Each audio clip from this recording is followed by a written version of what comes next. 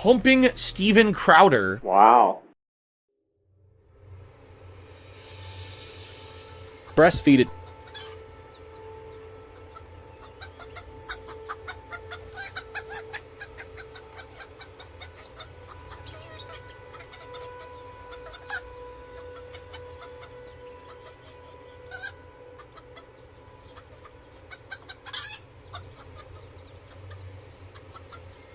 Breastfeed it, breastfeed it, breastfeed it, breastfeed it, breastfeed it, breastfeed it, breastfeed it, breastfeed it, breastfeed it.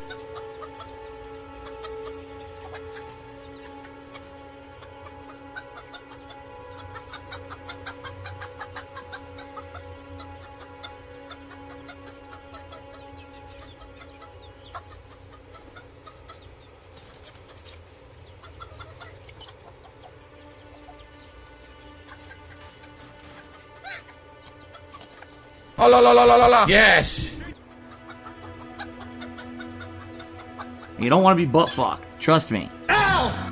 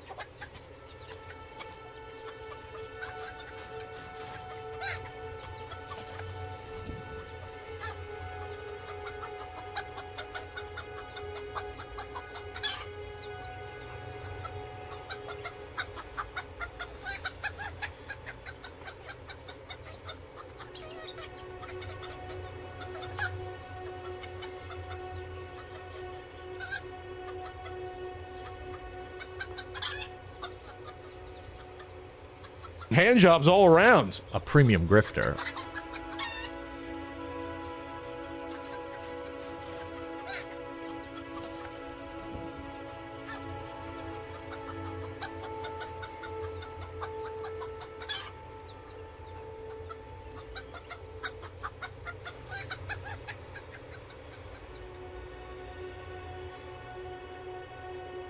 Breasts.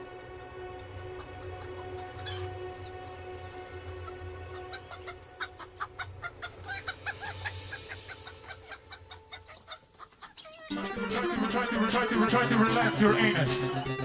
Your anus. Your shoulders. Try to relax your anus. Your anus. Your anus. Try to relax your anus. Your shoulders. Your anus. Try to relax your anus. Your anus. Try to relax your anus. Try to relax your anus. Try to relax your anus. Your anus. Try to relax your anus. Your anus, your shoulders. Try to relax your anus. Your anus, your anus. Try to relax your anus.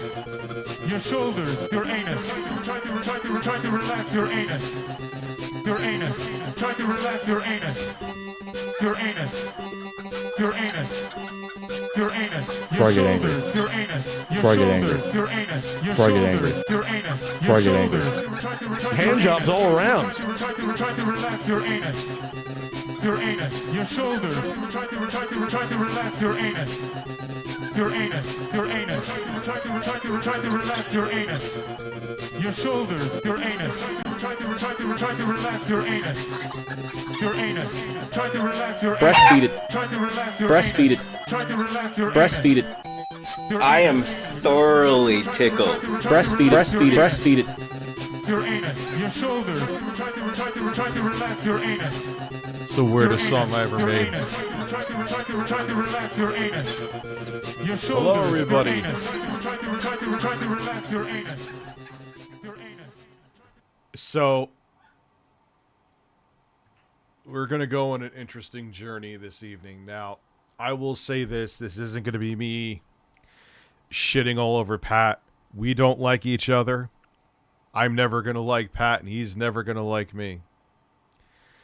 But I'm trying to get Brett Weiss on the show so he could explain in full.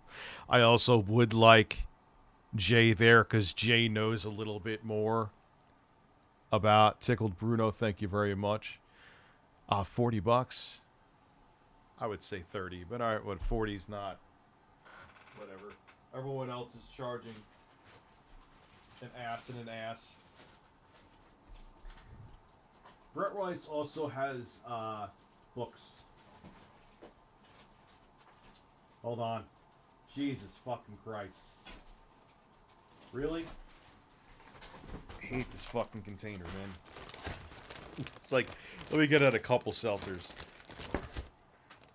It's like digging into fucking Jay's ass just to get a seltzer. Alright, different flavor. Thank you. Beautiful. We got flavors. I'm trying to reset my sleep schedule. Well, he got rid of the stickers for a while. I'm not saying it was because of me roasting him, but the timing on that was unique. It was coincidental timing, but I guess I know he feels emboldened to put the stickers back now.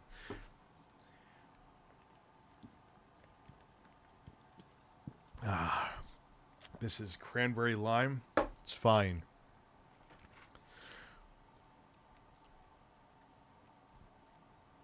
Pat the NES who wields an NES. That was a semi-decent slam.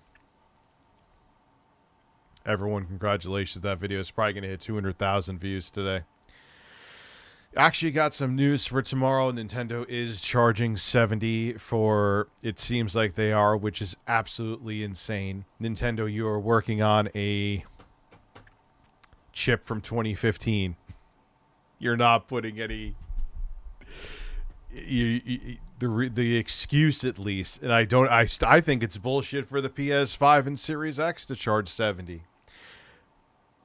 But at least the hardware changed, so their lie has some excuse anyway. What is your excuse? Is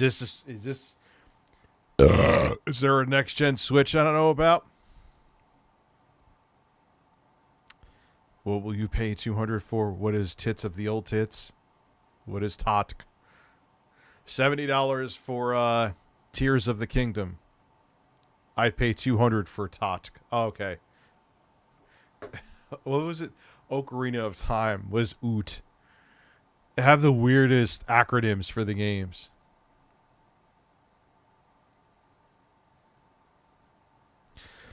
You know, but the thing is, there's just though, if it was 60, fine, it's a AAA Zelda game. You're not on new hardware yet, Nintendo.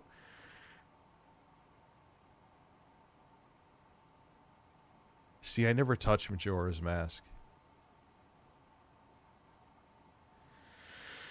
Majora's Mask. Oh, Majora's Mask is Oh, you're really... Oh, I thought you were kidding. I thought you meant like it's so good. Worst part is if they come out with the Switch 2, they're probably gonna make you buy the new Zelda again, so tired of anti... Oh, well, yeah. Or you know... I'm kind of surprised they aren't holding out to make it cross-gen like they did with the Wii U. But they usually do that when their system bombs. Like the GameCube wasn't their worst-selling system, but it wasn't great. So they had that for which Legend of Zelda was that? I'll think of it in a second. Whatever, but it was Legend of Zelda. It was both on GameCube and the Wii because the GameCube was kind of a dud. The Wii was wildly successful. Nintendo didn't do it. They came out with the Wii U. Twilight Princess, thank you. The Wii U was the worst-selling home console from Nintendo of all time. They came out for it for the Switch, too. Switch is successful. Will they come out with it for the Switch 2, which I hope is just a fucking Switch 2. Please, Nintendo. Please, I'm so concerned they're going to fuck it up. I'm so concerned they're going to overthink it. You don't need to overthink. Just make a more powerful Switch. That's it. You're kind of competitors, even though you're not competitors, but you are. Steam Deck. They figured it out. Like, just more power. Elden Ring on the Switch too. Thank you. Good night. Even though I've played 8 billion hours of it already. Yeah, the Dead Cells Castlevania DLC I'm on board with. Dead Cells in itself is pretty good. I got to play more of that. I used to love Pat until the podcast came out. The more I listened to it, the more I found out he's a pickle in a cucumber world.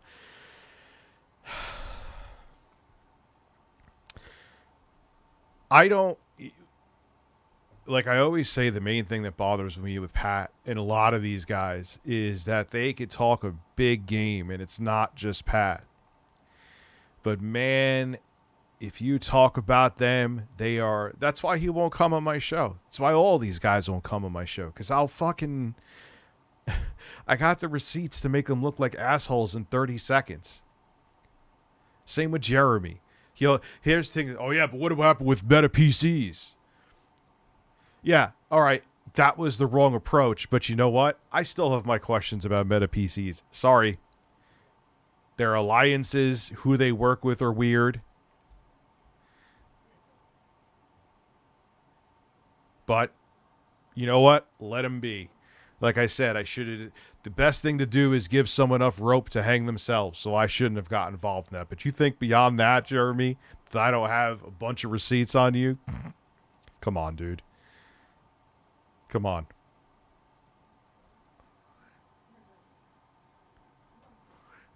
Same with him. Same with the quartering. Same with Tickle Tell. All the names I always bring up. Phil, too. You think Phil would ever do an interview with me? He's not a bad person, but I don't want to play the video, Cloud. I'm never going to play the video ever again. How about that? On top of it, too, we're not at 500 people yet. You know the deal.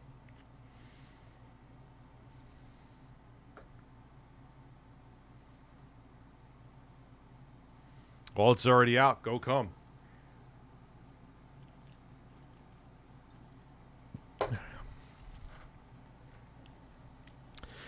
Rise next to me. Jay and I were doing something stupid on Twitch, shockingly. I'm surprised we picked a place to be edgier is on Twitch. The place to be edgier would actually be here, but whatever. And we were talking about something, and it was like Rise next to me, and it was meaning to be a boner, and ever since then. Yeah, dude, you know my deal. I always wait for 500 people, because if I don't, and even when I do that, it's like, so what happened? What did I miss? What happened? Could you explain? Could you give me a recap? What happened? No, I cannot give you a recap. You're fired. All kidding aside, though, it makes it easier. So less people ask, so they know what's going on. RTU Cucumber Nation. Oh my God, you remember that one? That's from 2016. Would you participate in heavyweight man fondling? No. Frank is shooting ropes on Pat's hair. Let's not go there. Paddle clutches pearls. So, who did I miss here?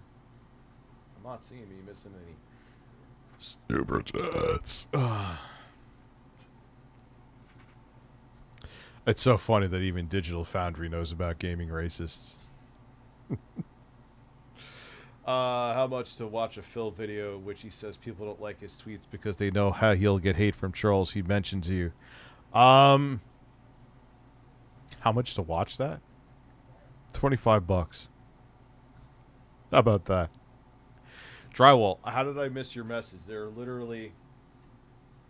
Unless it was sometimes early on in the chat. There's Tickled Bruno, Ralph. Tickled Bruno, Daryl. I answered everybody, dude. I got everybody.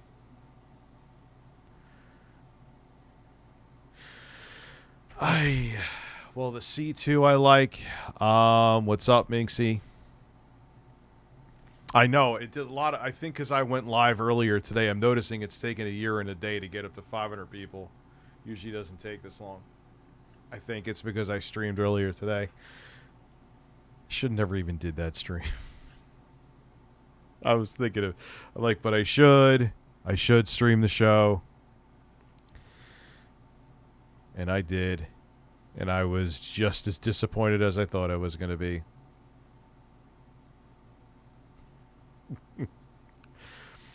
So I'll explain what's going on. Well, I know part of what's going on. I have a statement from Brett Weiss. I'm going to try to get him on for an interview on Twitch. Jay and I will interview him. It'll be interesting. Toy 2 is here. Thank God. I was going to lose sleep tonight.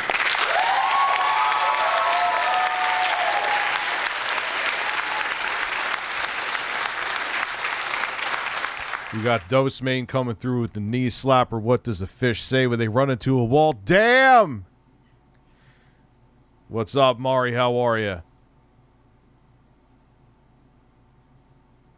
You already came. How'd you come on it digitally? Did you have digital come? No, I know Turbo Express is going to say yes. On this episode of Digital Come.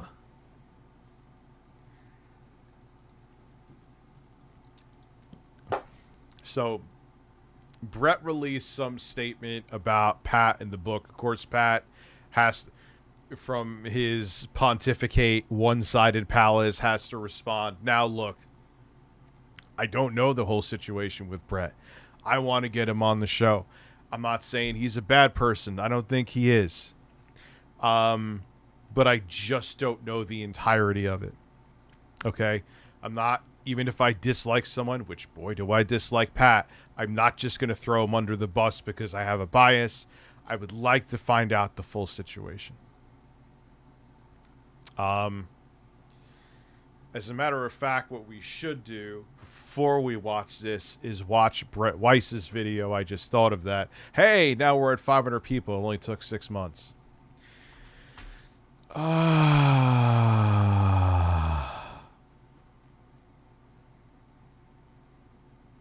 The hell's going on? Teal, Jesus, that's a lot more than $25. Which video is it? But let's watch the Brett Weiss. No, we'll watch that video first. Thank you very much, Tickle Bruno. Oh, I'm super excited to play Disney Dreamlight. I've never been more hard. What is that 130? That's weird because it's not showing up on top. Whatever.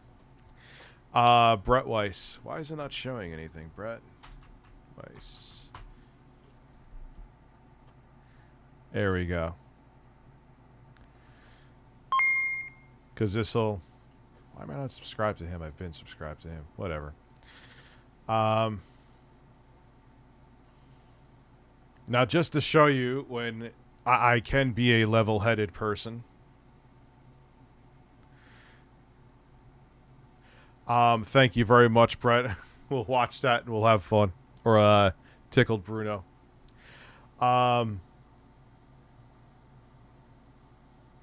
He explains his side of the story. And then Pat reciprocates. So, it's not long. We'll watch it. Do you have the video, Tickled Bruno? Maybe we should watch that first as the fill appetizer. Or who is it under? I meant relevant games.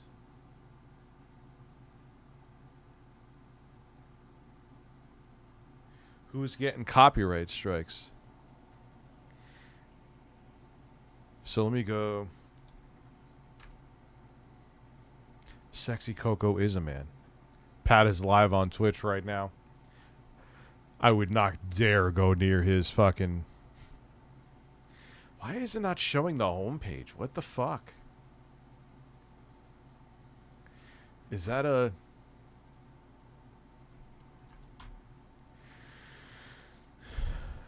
Yeah, YouTube's having a derp right now.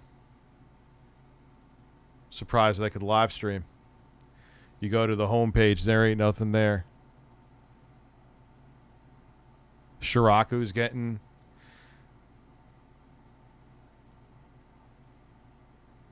Yeah, YouTube's not... Like, they're loading, but... Who would have it? Maybe Snort Hogan?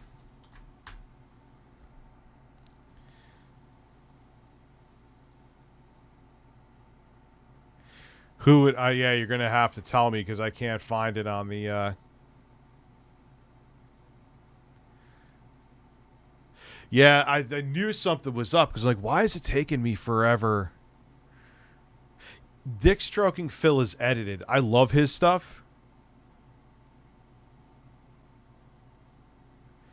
DK Oldies commented where? On what? Oh, no. Tomorrow's going to be an actual news day. No, it's not just you. It's not down, but the homepage... Okay, I guess Brett Weiss is not interested. That's fine.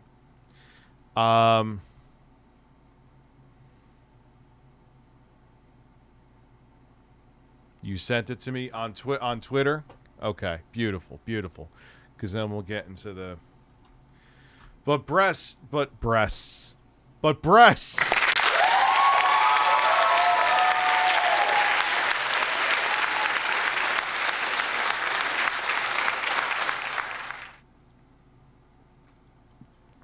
Defending your credibility ain't drama, dude.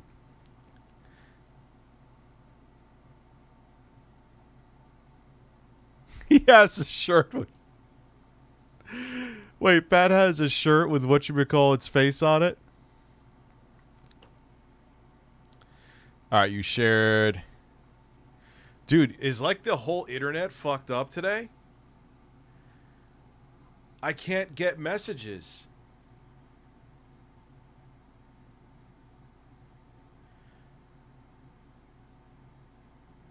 Alright, Brett, it's all good. No, what's weird, I could get the messages on my phone. This is insane. Yo, like, the internet is partially fucked right now. Minxy 1 is a man, she is not a man. Yeah, the internet. I wonder if we got, like, another fucking hack or something. Yeah, it's not just me. Oh, gets an honorary penis. The doctor has spoken, okay. It's Twitter, it's YouTube. PSN was down yesterday. I noticed that notifications went out late. So what was the context of DSP? And I'll find it. Let me see. Oh, Dick Stroking Phil vlog. Okay. Let's go there. Dick Stroking. All right. Pornhub is down too. Well, I guess you ain't beating off today, huh?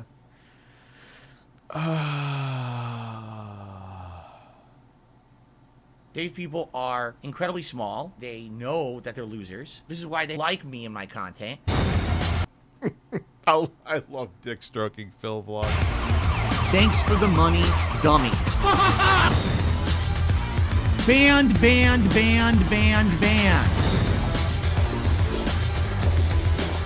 Camera's been on the whole time. Bounce. I'm actually a virgin. A very intelligent brain. See this fucking piece of garbage disc? Man, this intro could be a fucking alarm clock. Jesus Christ. I'm resetting my sleep schedule tonight. I'm going to use this to wake me up in the morning. Oh, there's no screen. Ah. Jesus Christ. I'm out of control with that. I mean, at least... You know what? I'll, everyone, I checked, and Pornhub is still up and running. You can all relax and take out your cocks. Thank God.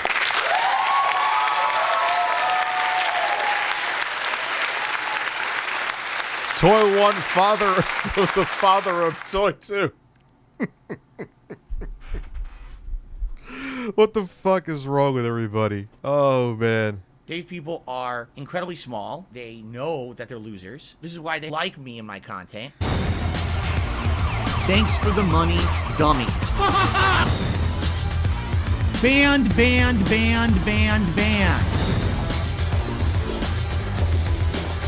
Camera's been on the whole time. Bouncy, bounce. I'm actually a virgin.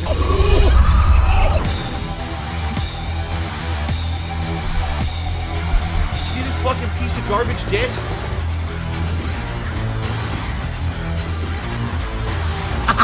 Thanks for the money, stupid fuck.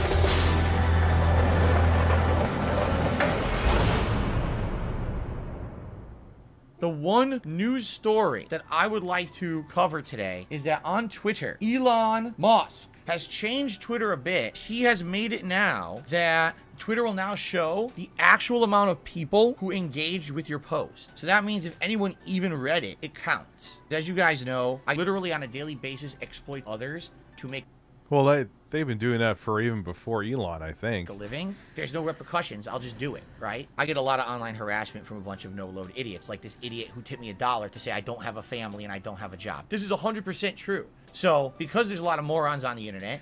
Didn't he actually kind of do that? Like, why are you being such a downer on my stream? He kind of did the same thing that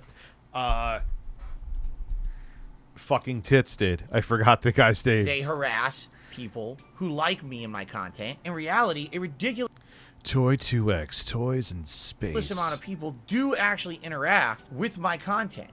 Why am I so obsessed with this man? Because he's like my reality show. 50 Day Fiance. Phil is the reality show of the internet. It's just that they don't like or retweet because they're afraid of getting harassed. So I'll give No, Phil, they just don't, like, they read it and they don't care. That's all. I'm irrelevant on Twitter too. They read my tweet and it's like, oh, Rich is shitposting and saying something stupid. Moving on. you a couple examples. My first post of the day yesterday was our Christmas breakfast. And all it was a post of our breakfast. There it is. Only 67 likes, only 12 retweets. Wow. No one really cares about Phil's Christmas breakfast, man. 9,826 people saw that post. Almost 10,000 people cared about the Christmas breakfast post. But because no one interacts with my posts on Twitter for fear of being harassed, it looks like 60 people looked at it. That's just a Phil, I understand this is a dick stroking Phil vlogs, but that's not taken. They just don't care, Phil. It's not that they're afraid of getting harassed. They just don't care.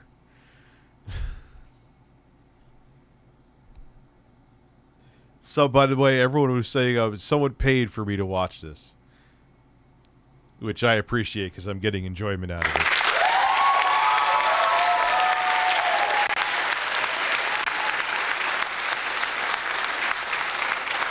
Light disproportion there. No, it's actually the opposite. People don't like the fucking morons on the internet like you. Now that Elon has turned this on, this is a lot more transparent, right? Here's another example. It's Jasper with his new Christmas present. 40 likes, 11 retweets, almost.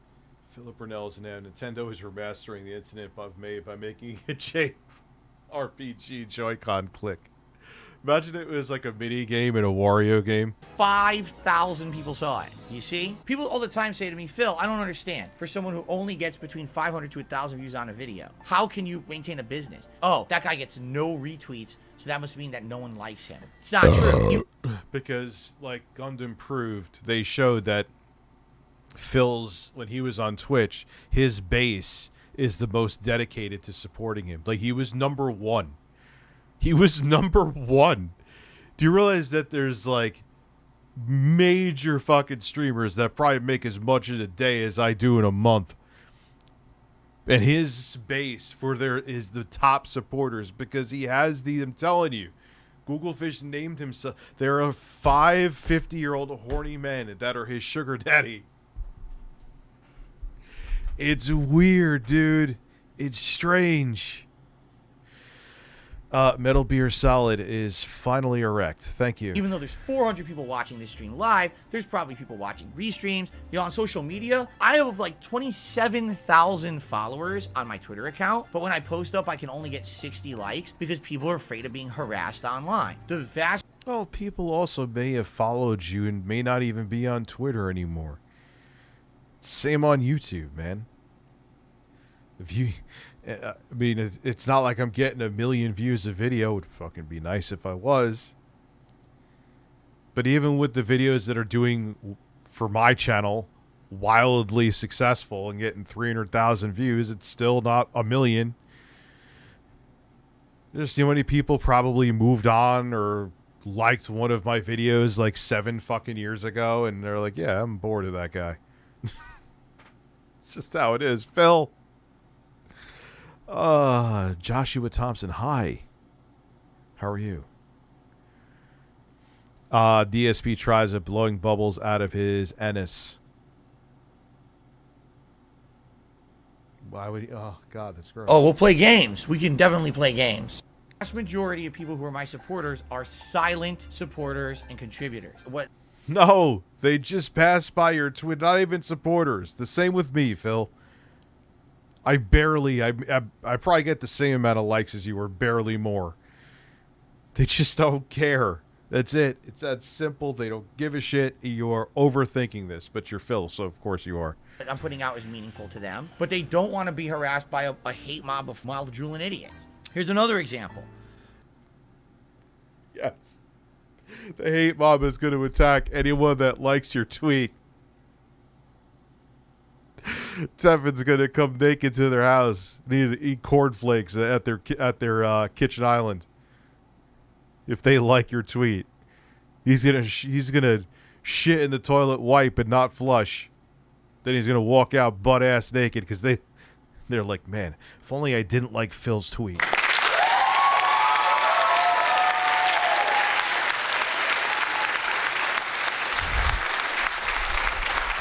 Goddamn Tevin. Everything is Tevin's fault. So yesterday I put out a post of Phil has a wet bowel movement. He has diarrhea. He's like, oh, Tevin! our dinner. 56 likes, 13 retweets, 7,483 views, and climbing. Do you see? If it weren't for these scumbags harassing people... Phil, do you really think...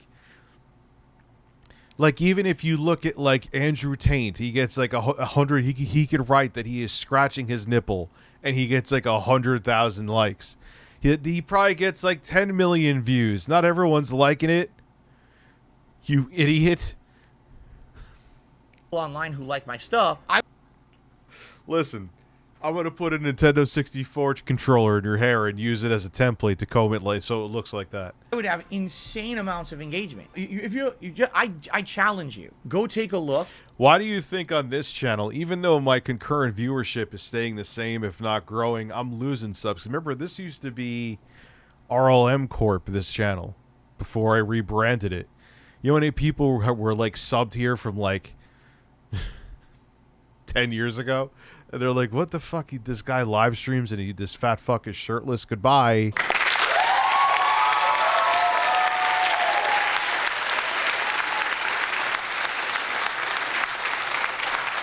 Rich, how for you to dress up as Harry Potter broomstick and let me ride you? Also, will you be streaming the Legacy game again tonight? I don't know. I should, huh? No. Because tonight I'm trying to reset my sleep schedule. That's why I don't have coffee here. I think that may be part of the... I end up drinking like shit ton of coffee when I stream. Fun fact, if you want to stream James Bond, No Time to Die right now and not buy or rent, MGM Plus is starting, and that's a very sweet deal. That is a very sweet deal. That's a very sweet deal. DSP's legacy of begging for tips, then insulting his fans, invest in chin. And dude, he is cultivated. He has a cult around Phil. There is a Phil cult. Where are you at in your life? Now, people who just watch him, there are some, all three of you, who genuinely enjoy him. And, like, you're not sitting there being, like, one of his, like, whales. Which, whatever, man. I have people who support the show all the time, too. I get, whatever. I'm not knocking that. But... where are you at in your life if like Phil is your Lord and Savior? Like, no one should be like a deity to you, but Phil? Phil. Oh, God.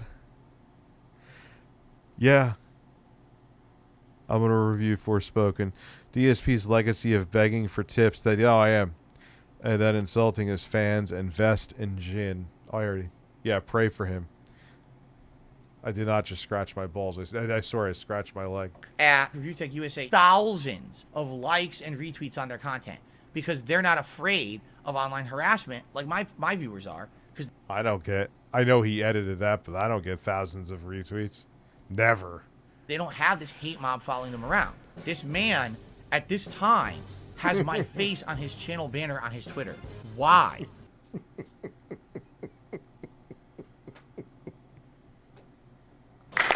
Oh.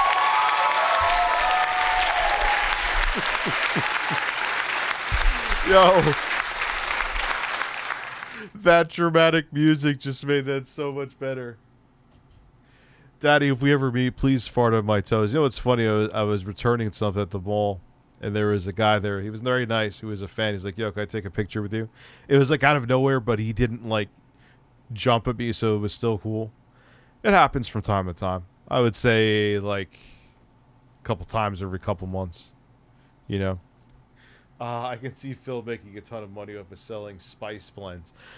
I could see this turning around for Phil, like when he's like 55 and still doing this. What do I have to do with Rich? We call them all these names detractors. They're bullies.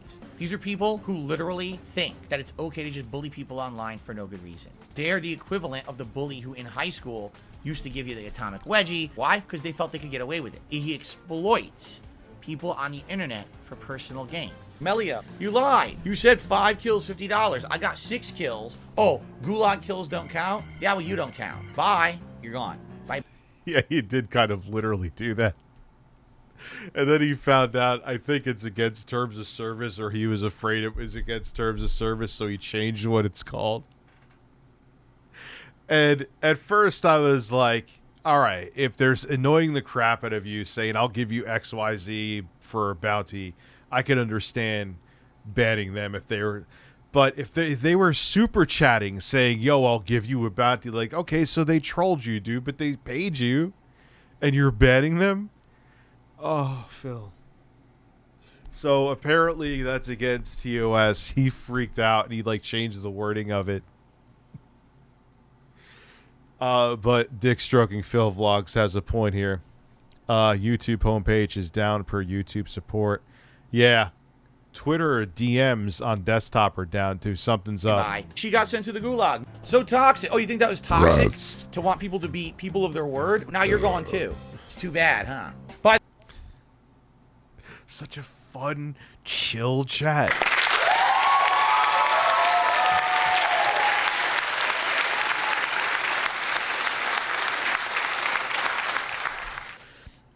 And I was playing Elden Ring again, not being able to sleep last night, which is that's why I don't have coffee tonight. This is a coffee from way earlier, but the algorithm always leads me back to Phil's main channel. And the funniest, I also have the amazing armor that I'm like a fucking tank in Elden Ring. I love it. Like you could run me over with a truck and nothing would happen to me, kind of. But you go to Phil's streams, and they're exactly this, mostly. And, like, when he's having a chill time, he's just bored. And, like, people ask him questions. Oh, what'd you have for dinner, Phil? Oh, I had meatballs.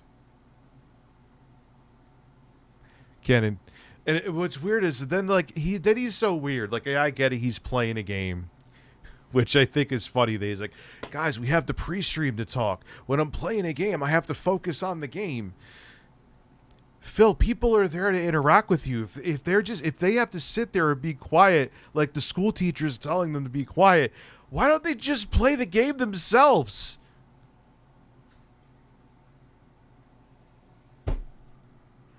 I don't understand. Now you fucking see why I talk about this guy on pretty much a daily basis.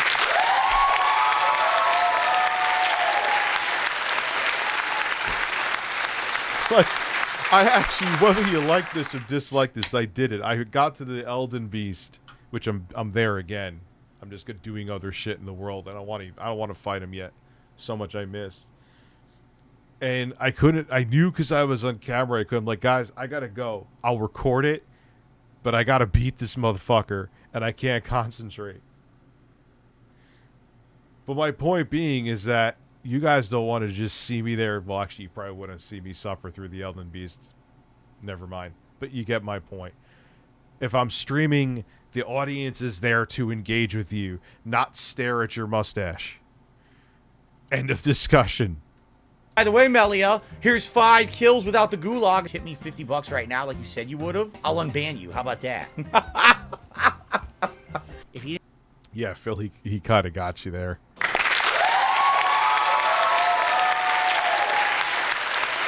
You won't do it. Dude, as It's a Gundam said, I always quote him when we watch Phil. I've been trying to interview this man since like 1994. It ain't happening. He's another one that they love to pontificate with their one-sided cameras. What was he doing? Hey, Phil, you say that you're one of the hardest working people on YouTube. Why did you do a terrible side-by-side comparison of Dead Space where you used your old film footage with your overly compressed live stream footage? How is that working harder? You're just a detractor. And you would hear, and he would just hang up from Zoom, and that would be it.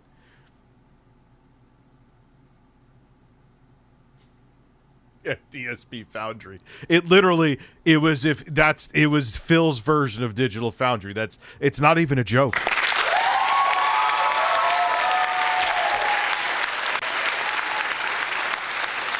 Yeah, the internet's fucked, dude. The internet's kind of fun. I'm surprised they could stream right now. He didn't have people to exploit. He literally would have no following. He wouldn't have 1 million subs. He'd have 0. Because my current videos that have absolutely nothing to do with you, Phil, would actually... Didn't I sneeze out Phil in one of the videos? Never mind. Okay.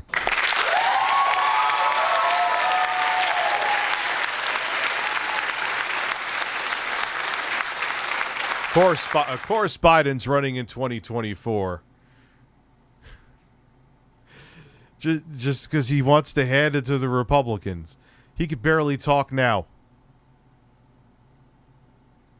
that's why people... You got a Wii U, Abby? Watch him for garbage content. They don't watch him for meaningful stuff. They watch him for trash, you know. He did say this. I watched the original. He did say this. Review Tech is no Keemstar. As soon as I'm done, I'm gonna have the greatest live stream ever. Oh! He wants to be Keemstar. He wishes he was as popular as Keemstar. He's not. But I just like the guy. Yes, because me and Keemstar, our channels are just exact. I'm like the internet AJ to Keemstar. Isn't he like? He's like, yeah, guys, I'm quitting. I'm not getting views anymore. Me reading Encyclopedia Dramatica just didn't cut it out. I just didn't cut it.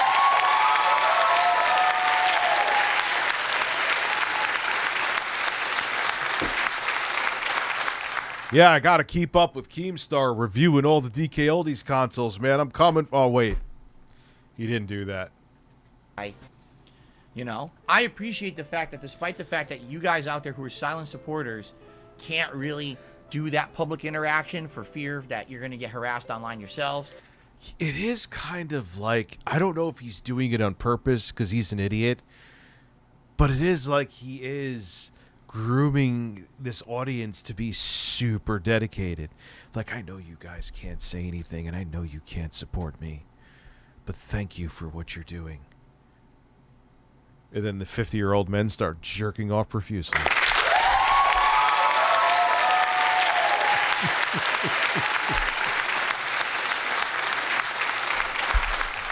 Oh, like, oh, Phil, keep on giving me affirmations. Oh.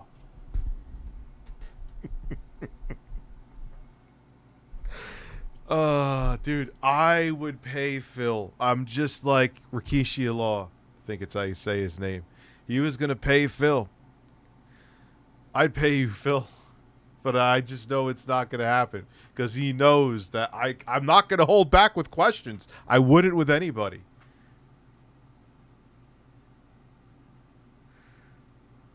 And I won't let him talk me to death like Tommy tell. I've learned. That's what. Why do you think that's part of the reason why Tommy talks as much as he does? Because he doesn't want you to think to ask a question. It's a tactic. It's a narcissist tactic. If they sit there blah blah blah blah blah blah like, but what about blah blah blah blah blah blah blah, like they just kind of stomp over it. I learned a lesson from that. But the thing is, that's why none of these dudes will come on for an interview. They know in 2 seconds. Hey, Phil, why'd I a detractor hanging up. My favorite Marvel Studios film was probably Iron Man, because they took a negative about Tony Stark and I'm turned into a positive. I'm an Iron Man by Black Sabbath. They took the song and owned it. Skip, dip, flip, dip, drip. My butthole is gonna skip. Maybe that means it'll drip. If I have a fart, I'll let it rip.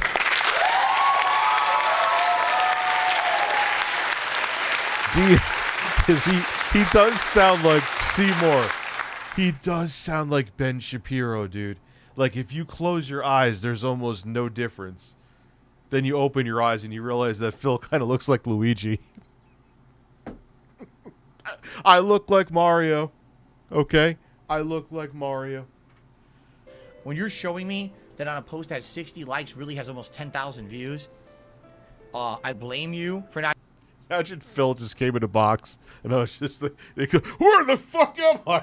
And he just starts panicking and running off the desk and knocking over my keyboard. I'd be pissed off if he knocked over my keyboard.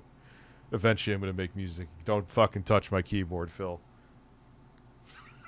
And then he came out of the box. He was butt-ass naked. And he's like clamoring to get off my desk. And as he does that, he just farts in my face.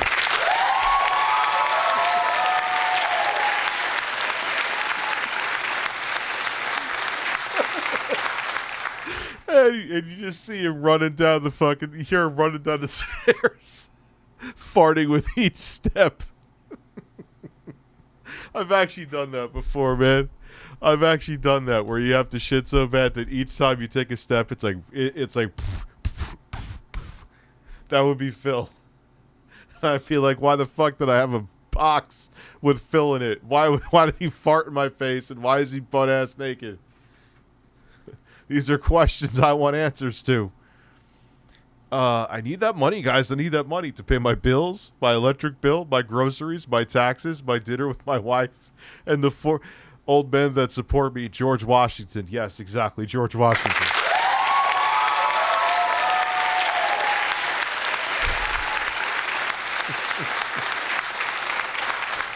Oh. Philip Riddell farted in ReviewTechUSA's face. Not doing that public interaction, engage with the stuff, despite the fact that there is harassment. Just ignore it. However, I will say this. Since... Phil, do you... like? Yes, I know they're dedicated to the point they went through your bank account, which is fucked up. But I don't think that even your dedicated base would go through the likes and be like, oh my God, they liked your... They just don't care, Phil. It's the same with me. They don't care. I am a 41-year-old man that shitposts like he's 17. People just don't want to see it. YouTube mods right now. The fuck is Toy 4, the unwanted mistake from Toy 3? Oh God, I can't. I can't.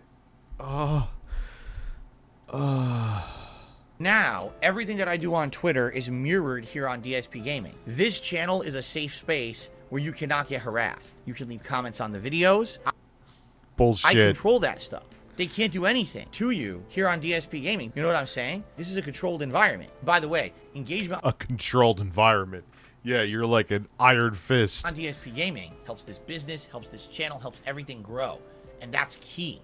That is, what we need here. So thank you to anyone who's doing that currently. Commenting on videos, liking videos. All right? So please understand that. And I hope... I'm thinking of weird shit. First off, he looks exactly like Ricky Jarvis right now. If, like, God sucked all the humor out of him. And secondly, just imagine like John Rambo. His John Rambo just like came behind him and just like ripped off his shirt, and he would just he'd be covering up his fucking man tits like he had actual breasts.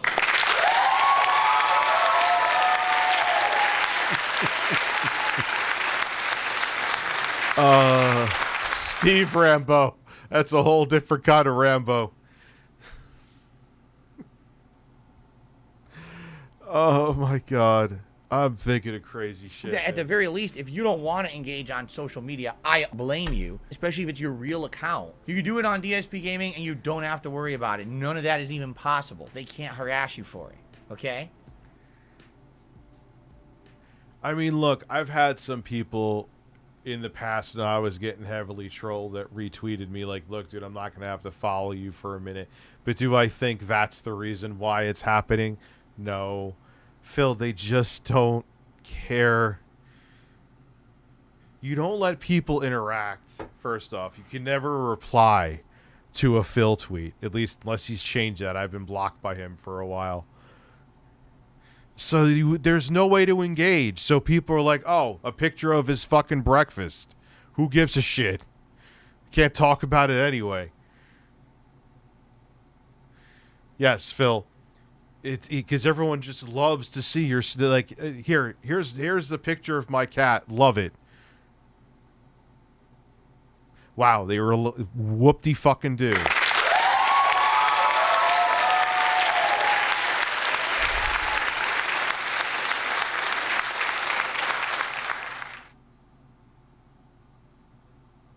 He is such an obnoxious-looking man. We dropped the bombs. All right, Ian. We dropped the bombs on some people at the last podcast. The Intellivision Amico shills. Mm. Yeah, and I took that bomb and farted it back in your fucking face along with Jay. How did that ass bomb taste? Mm-hmm. And the responses were ran the gamut. Oh, fuck. Never mind. Pause. He explains here what's going on.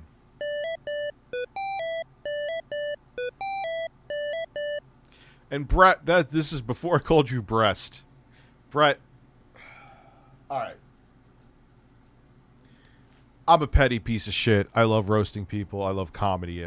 Yes, there's many people in this industry that cannot fucking stand me because of that. And that's okay. But when you have a guy coming out like, look, I'm not telling you to call them names like I do and start talking about them Frank shooting ropes and eating strufoli, but it's the, like, make a final statement, dude. Because Pat's trying to make you look real bad, and it's not about drama. It's not about back and forth.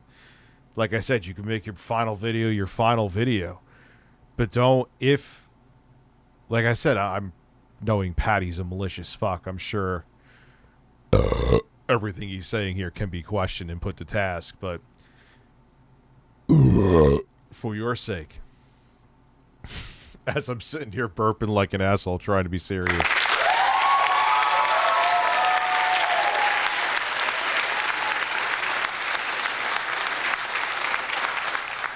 What is the Pat and NES punk rich thing about? The 2-sentence version, maybe 3. Made a video. Pat thought we were friends, which in YouTubers' eyes means that you can never be critical of the other YouTuber. Made a video criticizing his take, which I thought was very civilized. The intro was my editor put jokes in there and Pat couldn't handle it. Made a video about Diablo Immortal, criticizing Pat's take. Pat hated me after that, and him and Ian have had hate borders for me since. There you go. I think that was like 12 sentences, but that's very short version. Hey guys, Brett Weiss here. Welcome to another video. Very briefly today, I thought I would talk about the last interaction I had in person with Pat and Ian of the CU podcast. I saw them last year at the Long Island Retro Gaming Expo. It was an amazing show and an incredible venue, the Cradle of Aviation Museum. I mean, you're walking around with vintage arcade games, with... Can we watch a Steve Rambo film? No, dude, because we wanted to watch the Catalina collection. It is funny as fuck, but there was one that was just... The guy was getting plowed, and you could tell he was getting plowed. It wasn't hidden very well. All kinds of cool console stuff for sale, and this amazing history of airplanes and spacecraft. It was awesome. It was a great show. The coordinators, the convention promoters were super incredibly hospitable towards the guests. It was amazing. We had hot meals at every turn. They catered to us right and left. It was an amazing show. I was a guest there with John Riggs, with Pat and Ian, with Leonard Herman, the father. So thank you for having a boner for me. Their video game history, sending and me with a several photo? other guests, including Jeremy Parrish. Well, John Riggs was set up beside me, and then next to me on the other side was Leonard Herman, and then Pat and Ian. We all had books for sale. John Riggs sold a bunch of his cereal books. I sold a ton of books. Yeah, John Riggs is an expert on cereal. Pretty cool. You guys probably know that. And Leonard Herman sold a bunch of his books. Oh, Pat that was sold a bunch of his books. around the We all sold time a ton of Sexy books. Coco. It was a great show for the guests, for the vendors, for the attendees. At least you're doing much better now, man. Think about it that way. There'll be other conventions, you know. Just amazing. And I did speak to Pat and Ian briefly. The last Thank few you for years, having they've a been boner trashing for me, Tickle on their Bruno. podcast and on their YouTube channel.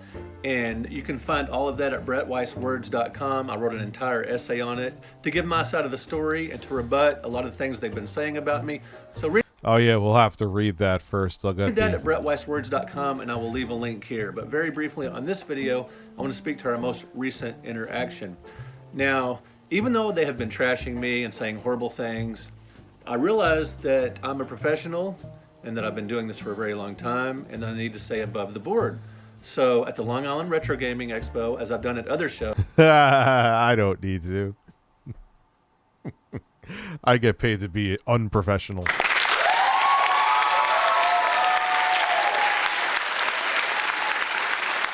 What's up, Nathan? I tried to be polite, I tried to be civilized, and I spoke to Pat briefly. I saw him standing there, and I said, "Hey, have Pitch you done tent this show watching my before?" live streams. Thank you. Or, no, I said, "Is this your first time to do this show?" I think that's what I said. And he goes, "No, it's not." He said, like in 2019, he did it and he loved it. He thought it was one of the best shows he'd ever done. The main convention promoter was nearby, and yeah, we spoke a little bit, and that was pretty much it. And like I said, I tried to, I just spoke to Pat. I just figured that was the right thing to do. Didn't want to bring any drama. I'm not a drama guy. I'm not like that would be I saw the picture. That would be a hard no. I'm not a guy that likes to have enemies. I just like to, be civil and maybe make the world a little bit better place along the way.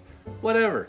Oh, Treyax, we've watched his videos. I spoke to Ian as well. He was sitting there behind his table when I spoke to him. I walked by, and it's awkward if you just don't speak to, if you're all guests at this show and you just go out of your way not to speak to them. Now, I've done that before. I've walked by their table plenty of times at shows and not spoken to them because they obviously don't like me very much. But I tried to be polite at the Long Island Retro Gaming Expo because we were set up very close to each other, and we have mutual friends there in Riggs and Leonard Herman, and it was pretty unavoidable. But I just tried to be as polite as I could. I complimented Ian on having a hoodie at the show. I was very cold. I forgot to bring a jacket or something to wear sometimes when I do shows. You know why I bet because they're such tough guys behind the camera, but they don't want to actually deal. Well, I have to say that Pat did come up to me, and Petty Pat, I had a bone to pick with you. The irony is, it was about him being in the Cheetah Men 2 video, which, okay, Pat, you may have just been paid to be an actor in it. You can't act to save your life, but you were still in it. Where's that game, Pat? Where can I buy a copy? Where'd the money go with that, Pat? Where's the game, Pat? Should have told you, hindsight being 2020, I should have told you to fuck off. You're not getting an apology.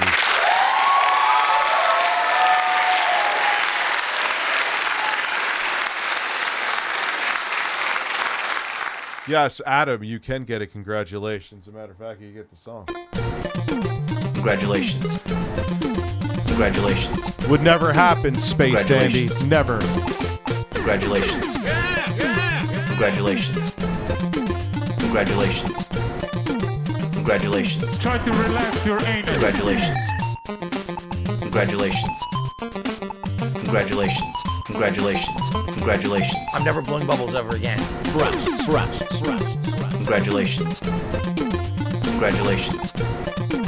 Congratulations. Congratulations. Congratulations. Congratulations. You take the bubbles and shut them up your fucking ass. How about that? The fact that he said that and meant it is proof that that man definitely needs therapy.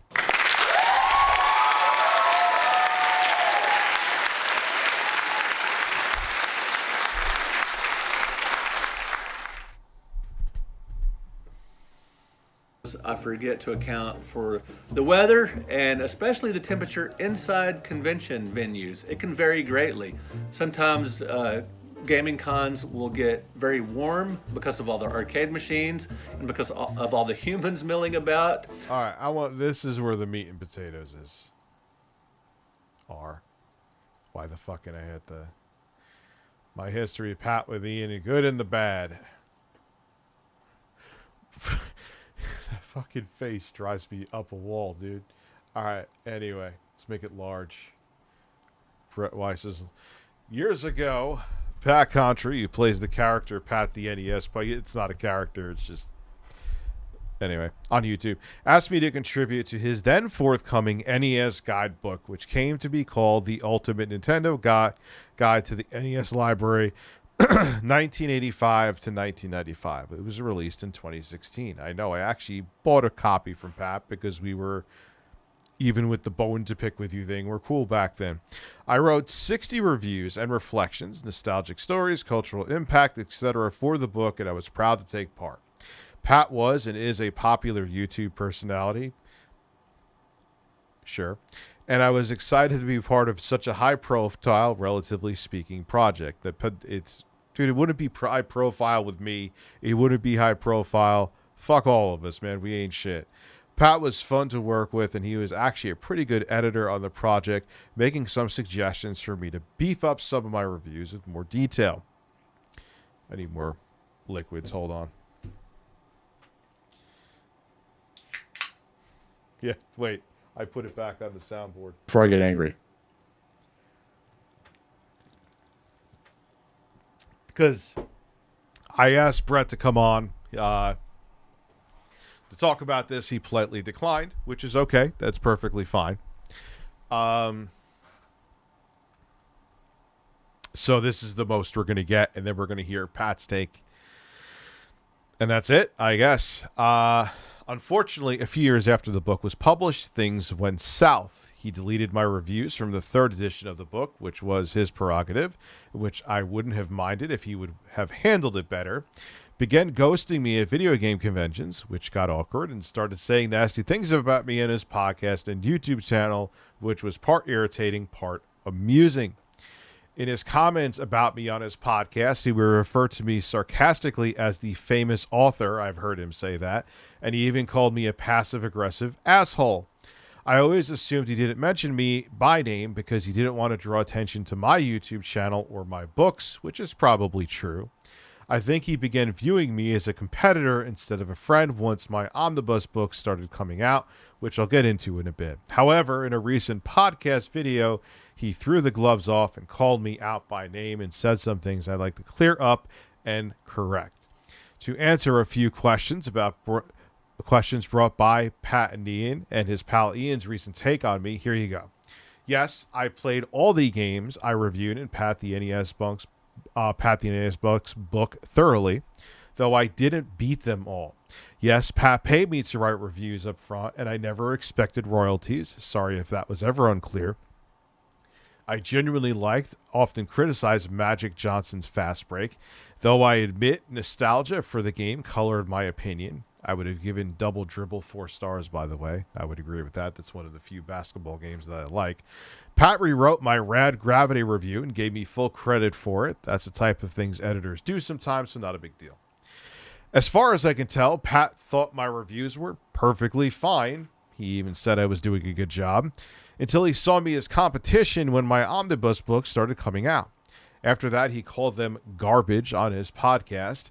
If he thought my reviews were garbage, he wouldn't have published them, and most of them in the second edition of the book as well. Very valid point. My reviews in his NES book are no better or worse than his or Ian's or other writers.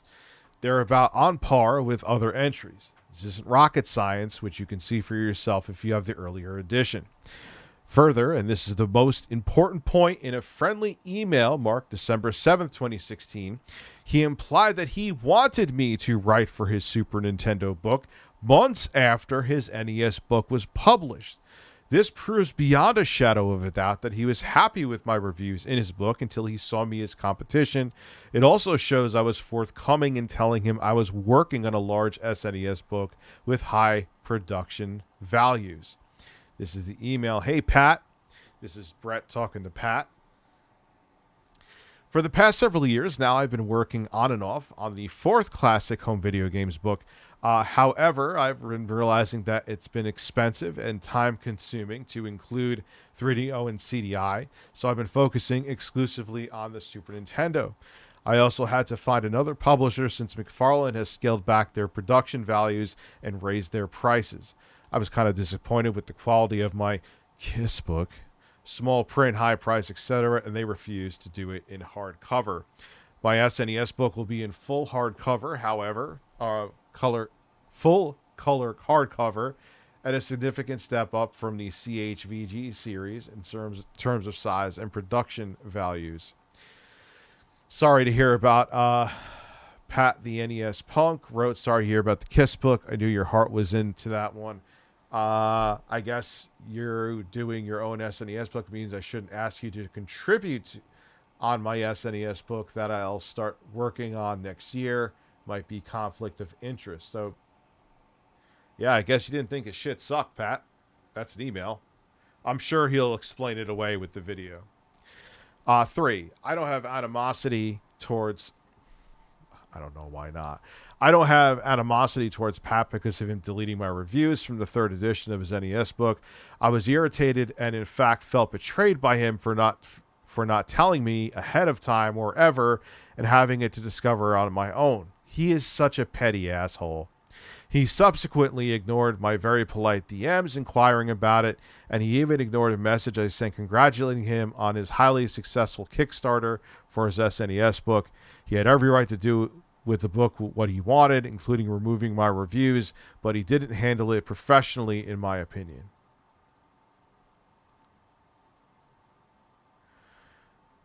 Interesting. Wow, congratulations on your insanely successful Kickstarter and counting. Well deserved. 60 completely rewritten reviews. Does that mean what I think it means? All right. Man, this is a tale of two fucking cities, huh? All right, let me take another sip here. I feel like I'm fucking doing an audiobook for you guys. I kind of am. Try to longer.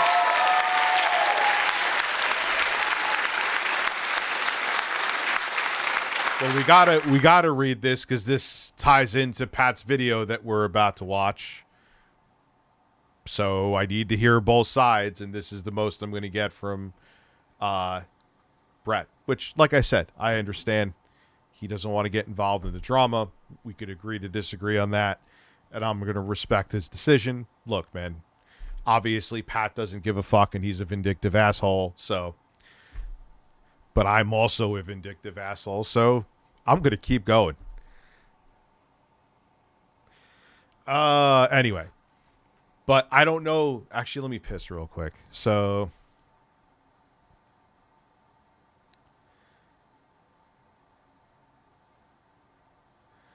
we'll go with 4. Let me just pee. I'll be right back. It's only 8 o'clock. Holy shit. I feel like it's like 1 in the morning. Anyway. Look at Quantum's AI-generated nipples. I am thoroughly tickled. I'm not gonna put it in a bottle and breastfeed it to you.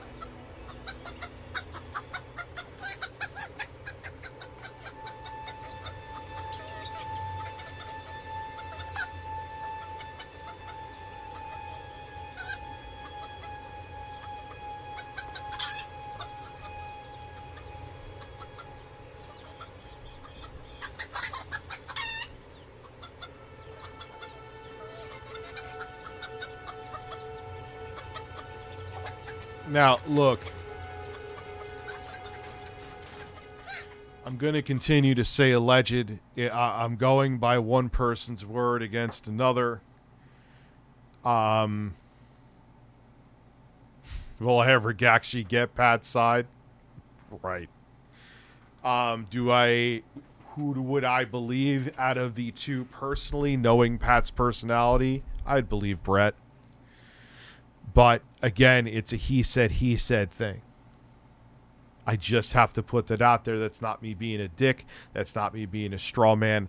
I just don't know the whole situation.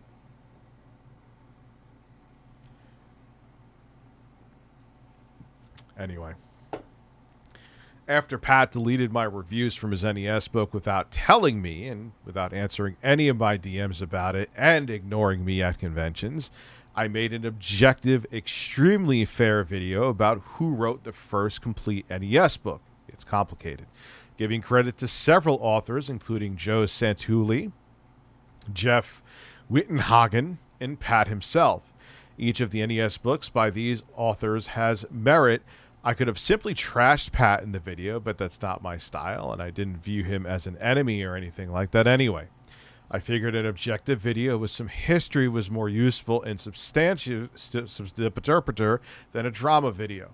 But the latter would have certainly gotten more views. I try to get along and be reasonable and civilized with everyone and never take personal shots at those I disagree with, which they do briefly admit in their recent video. I suppose this is one reason why Pat and Ian call me passive-aggressive. They said in the video 5, excuse me, they said in a video that I suddenly gloomed onto the Intellivision Amico immediately after they got skeptical about it. That's completely untrue. I've been a fan of the original Intellivision since I first played it in 1980 and loved the idea of retro reimagined games. My interest had nothing to do with them, and I was on board with the idea, but behind the console the first time I heard about it. When they started making nasty remarks about the Amico and former Intellivision CEO Tommy Tallarico, which, Brett, you were pissed off at me about that too. Just putting that out there. Which turned out to be justified in many cases because, yeah, Tommy Tallarico is a lying, grifting, narcissistic, manipulative piece of shit. Did I root even more for the console to succeed? Yes, but that's different than me being for the Amico simply because they were against it, which, yeah, I was not. I was hesitantly hopeful for the Amico, and it had nothing to do with Pat and Ian. That's for shit sure. You know, I lost custody of my children because the judge disagreed with my opinion on Magic Johnson's fast break. What the fuck is that? Magic Johnson's fast break. So, were Pat and Ian ultimately right about the Amico in many respects, such as it not coming out, and about people getting screwed out of their investment pre-orders? Well, yes, they were right about everything. Sadly, yes. I thought the Amico was a cool idea, especially early on, but Tommy in television mishandled it horribly, which that's an understatement. As such, I did a video on mistakes they made and how I canceled my pre-order. I'm still holding on to that pre-order, Tommy. I want you to fucking shit on it at Video Games Live and then send it to me. Where is he doing it now? In outer space? Going fucking to different planets, going to Mars. Gonna do Earthworm Jim soundtrack rendition on Uranus. Anyway. As such, I did a video and I canceled. I never got hateful towards Tommy about the Amico. I simply stated my views as objectively as I could, which I guess makes me passive-aggressive. It doesn't make you passive-aggressive. You're just trying to keep the peace. But people... That's why I don't try to keep the peace, because people don't care. You know? I'm never going to... And I don't want to be. And I'm never going to be, like, in the inside where I'm going to be working for fucking a game developer someday. I don't care. So I'm just going to give my fucking take. Let people cry. Not looking to work for fucking IGN. You know what I mean? My video about Playdate was actually pretty even handled. I said I didn't get the handheld console. I don't get it either. The same way a lot of people didn't get the Amico. I think there was more. I think it was a better idea. The Amico was like, hey, here's fucking shit games that are mobile games that you just, hey, you can play them with family. You can play shit games that are mobile games with family now. Wow. What a mind-blowing idea, Mr. Tellerico.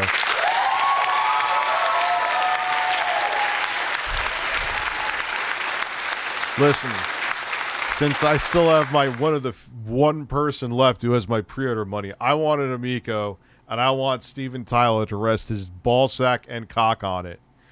And I want him to draw with a marker around it, and I want Steven Tyler to sign it, Tommy. I'm still in.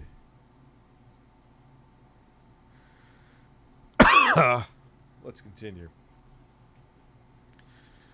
I'm hitting a play button on a fucking text. Okay. My Playdate video was pretty even handled. I say I didn't get the console the same way people didn't get the Amico, so I can empathize. Was my Playdate video a response to Pat and Ian's video about the Playdate? Not really. As I recall, I simply thought the system was an interesting parallel to the Amico, an underpowered, overpriced console that I wasn't interested in compared to the Amico, which I was interested in.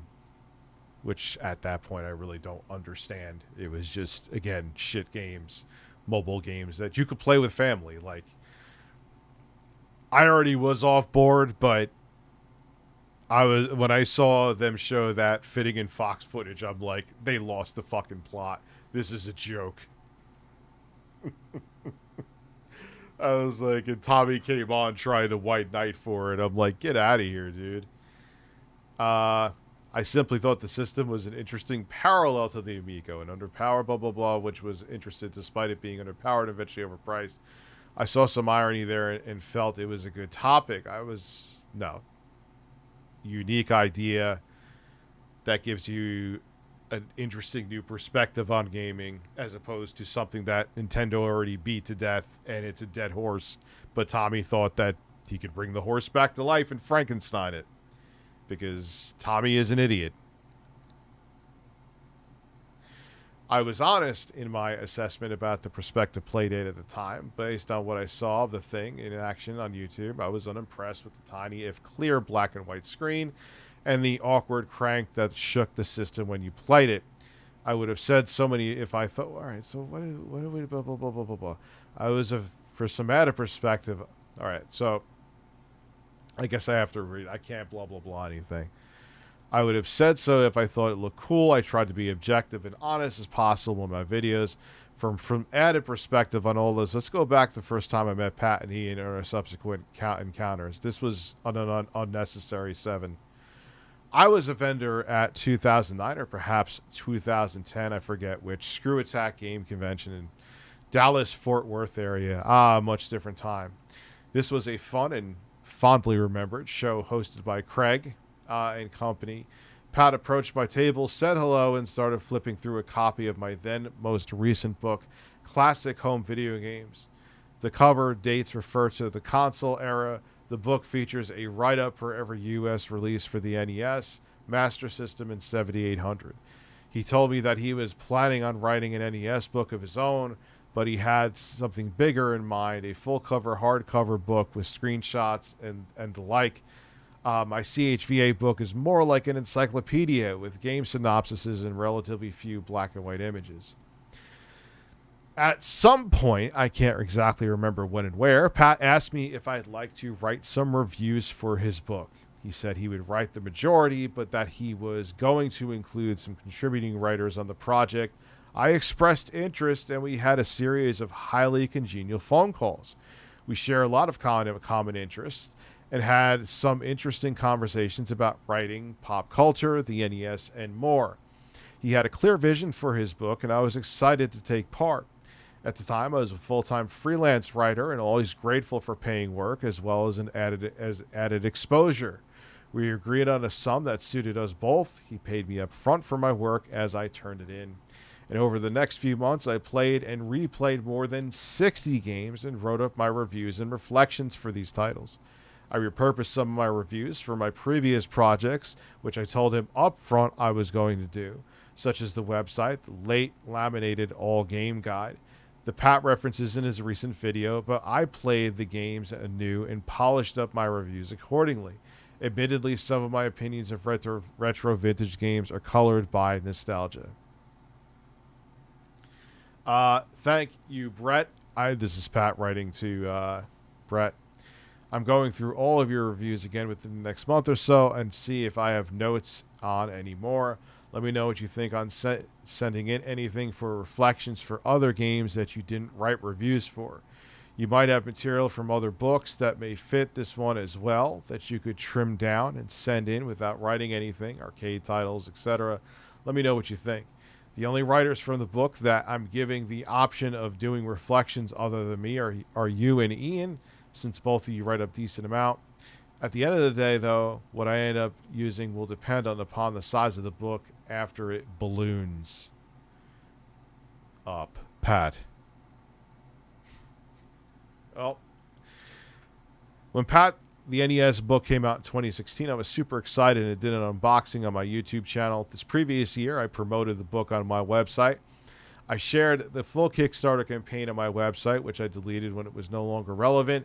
I even included the book in a roundup of retro gaming books that I did for the Fort Worth Telegram and a few other outlets, being sure to include a disclaimer that I was a contributing writer. I didn't expect further compensation, no royalties or anything like that, but I was happy to help promote the book without him or anyone else asking me to. I was just pumped about it. Sent my last super chat as you went to the bathroom. If you look up a picture of Rich, DSP, and methed out Joel Edgerton, Luke Skywalker's uncle from the prequels, worth a what?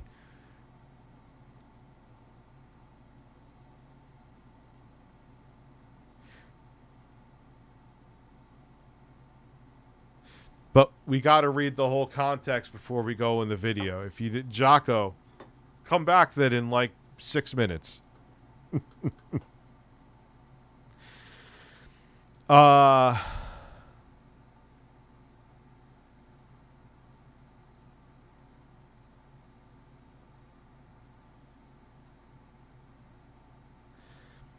After Pat saw my, we'll end with this. How about that? I'll go halfway with you. We'll end with this. After Pat saw my NES books, I saw his behavior toward me begin to change. The timing seems to suggest that anyway. He suddenly stopped mentioning my name on his podcast when he would talk about guests at video game conventions we were both doing, and he started acting strangely towards me at said conventions, like he'd rather be anywhere else than around me. I would still try to make small talk with him, but he seemed uncomfortable. He also blocked me on social media and then trash talked me in his podcast again. My support for the Amico and his conflict with Tommy, who I was friends with for many years before the Amico debacle, only made things worse. Somehow things have gotten to the point where we're what? Enemies? Seems silly. Really, I don't like drama, nor do I see Pat as an enemy. Well, why not? He sees you as one. So I hope that we can at least be polite to one another moving forward, but that's entirely up to him. All right, tell him he can reach out. Tell him he's passive-aggressive, which, whatever. Here we go. Let's hear them cry for 30 minutes. All right, Ian. We dropped the bombs on some people at the last podcast. The Intellivision Amico shills. Thank you, Sins. It's okay. And the responses ran the gamut. And they were not surprising. We won't get into the individual responses. Obviously, some people were flailing and pathetic. But some people try to rebrand their YouTube channel. That's the funniest. That's the funniest one. But the one person, the author, Brett Weiss, I want to focus on because... who is trying to rebrand their YouTube channel? I know it's not me, so who are they talking about? It seemed like Brett took this almost more personally than even the other folks, because obviously we both are producers of video game books, and so we're in the same sort of space here. And just want to address some of the things because Brett wrote a long blog post that very long recounted strangely almost every personal interaction we had ever had on the phone and in person, really, and Facebook interactions with screenshots. And so it's extremely long. It's very long. But okay, pause, Pat. If you're throwing his name under the bus, you realize that even, I believe, blocked, like I could go back and look at the post between me and Tommy. It doesn't go away unless you delete the conversation. So why are you making it like that's so weird that he can now screenshot it? It's not like he was, as you were talking to him and buddies with him back then, he's screenshotting. Like, you're dense sometimes, dude. But anyway. It's very weird. And so looking at that on its surface, I'm glad I cut communication off with someone like that who was literally tracking every single interaction we had, not to my knowledge. How? Dude, he worked on a book with you, and he was talking about the interactions with the book. It's not like he was...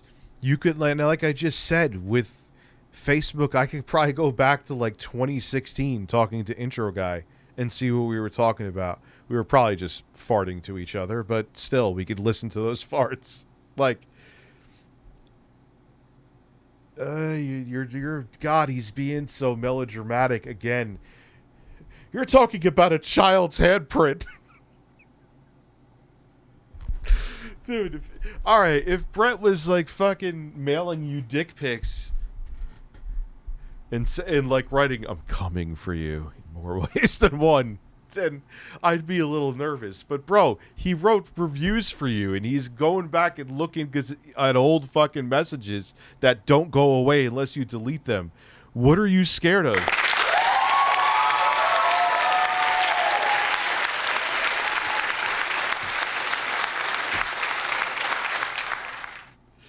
Oh my God, he is so fucking weird. He's so weird. You don't want to be involved with people like that because this is the potential result. If they're going to bring up direct messages and try to recount every single convention interaction. Yeah, dude, because you're shitting on him. You're shitting on his name. That's why I gave 0 fucks when Tommy said to me, "Oh, you need help." The irony in that. You're really, what do you say? You're a terrible person. You need help. Yeah. Tommy. The irony in that one. Your 80% of your career is fucking lies. Made by you. You're a pathological liar and you're telling me I need help? Now I hope you're fucking living in your Ferrari. Anyway, let's continue. Oh, did I say that out loud? I'm sorry. I'm sorry. I started messaging Jay every time I take a dump or come. Does he like come back or it's sex? All right, I'm gonna have to plug in my OLED, man. Yeah, his mom is very proud. Ever had. I feel like my decision was good not to communicate with this person at some point. I feel. So Pay deleted the guys. So Pat, no, I answered that before. Look, now we're again. I have to say this: we're going by he said, but Brett did come with receipts. I don't know. I don't have a. I mean, why would Brett lie about that? That reviews were taken out of the third revision. It's kind of something that's easily trackable. So I kind of believe him. Not kind of, I do. Feel like because anything I said could be used against me. And that's before we get into who this person associates. Yeah, it wasn't just like a mention. It was like, no. Yeah. Okay. Yeah, no. So I want to go through some. We just know they're drama queens, and they're doing the same thing they did when they roasted me and Jay in the Amico Shills video. They're like, God, they're kind of manipulative. Like they're building it up. Like, are you ready? You don't know what this guy, man. He likes to use ranch dressing instead of Caesar dressing on his salad. But because they built it up, they make it like it's this bigger fucking deal. A child's handprint. Like, shut the fuck up, you fucking Karens. Some of this, what Brett was upset about. But Brett was basically upset about that we lumped it in with the other shills. And on Facebook, he replied on Facebook, and I had a long response that was somehow deleted. I don't know if you can delete a response. Whatever, it's fine. But Brett claimed that he wasn't. Might be able to hide it or whatever. Sure, it was weird. But Brett claimed that he wasn't a shill because he didn't receive any money. And we went back and forth. The classic definition of shill, you know what? I'm just going to let a random person tell the definition of a shill, right? Yeah, which would this I heard this before, which proves that I'm not a shill. Fair. I'm looking at the definition of shill, an accomplice of a swindler who definitely not me, who acts as an enthusiastic customer to entice or encourage others. When did I ever act enthusiastic? Yes, I had the Intellivision hoodie on, but when did I ever act enthusiastic about the Intellivision? I looked like I was at a funeral with that hoodie on. Thank you, Miss Sparkles, for saying penis. So thank you for exonerating me, Pat and Ian, without even realizing it, but you'll never, or you'll say that I'm still a shill and was a shill because you're sensitive fucking little girls. So on that count, I think by the letter of the definition, Ian, would you agree that Brett acted as a shill? Well, like I said all the way back when I first used the word. I don't think he was a shill. He's one of the few I don't think. I think he was just misguided and had more faith in Tommy because he personally knew him. I do think he was genuinely excited about it. I know for a while Brett was pissed at me because I was fucking tearing into Tommy's asshole like I was spreading his cheeks and going to town. I regret none of it. Fuck Tommy Tellerico. But, no, I think he wasn't a shill. Brett definitely, without question, wasn't a shill. Shill in relation to the Amico, and everyone flipped out about it. There's no, yes, all of those people were. It doesn't require money. You're an accomplice to a swindler, and Tommy's been shown to be a swindler. What? Okay. You were like, all right, let's see what happens with the Amico, Pat and Ian, which I was in the same boat. You know what I'm saying? Like, where was I a shill? Like I said, I wasn't far behind you with totally realizing this is a fucking train wreck. I was never on the bandwagon. Did I handle those reviews poorly? Absolutely. But like I said, I added an asterisk recently.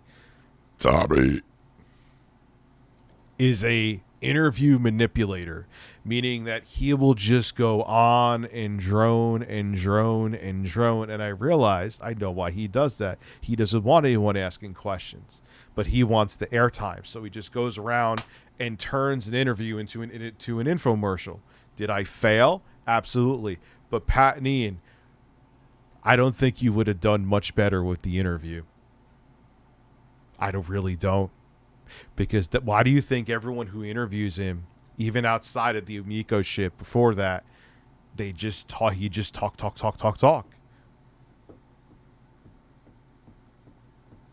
You flex a lot in front of the camera, boys, but you don't back up anything that you flex. Whether or not you knew he was a swindler is immaterial. He was a swindler, right. And you did his dirty. How is that immaterial? So that would make them not shills because they didn't know. You're a shill for somebody if you know they're a swindler. If they didn't know he was a swindler, which some people didn't, how does it make them all shills still? Come on, dude. Dirty work. And you even call yourself a shill, wore the t-shirts, and you said multiple times, I am friends with Tommy Tallarico, which we'll get into later. Oh, I forgot about the theme song that Ian has to listen to.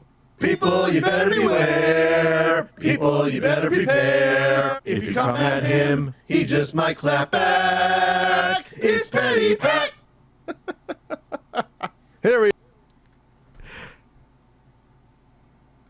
I'm going to clap back too.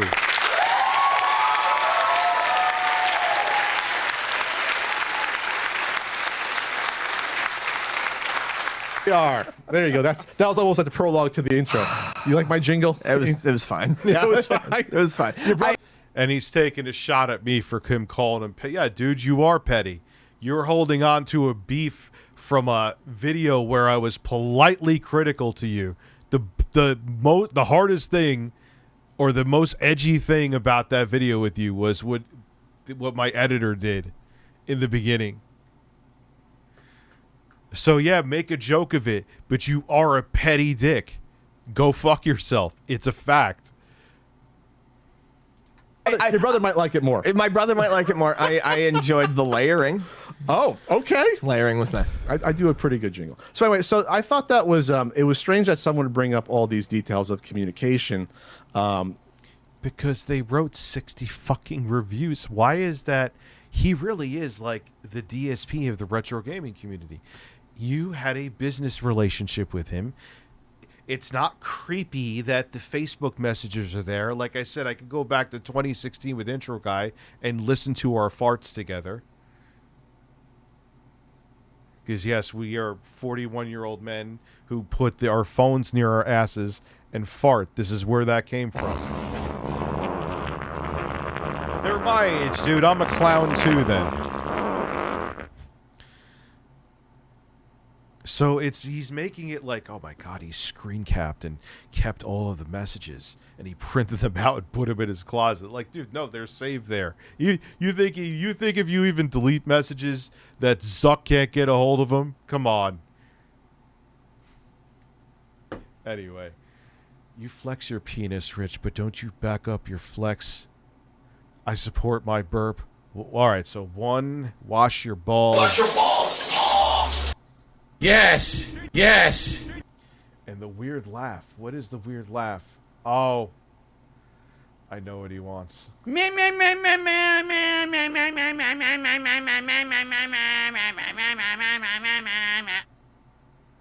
Yeah, I fuck around, dude.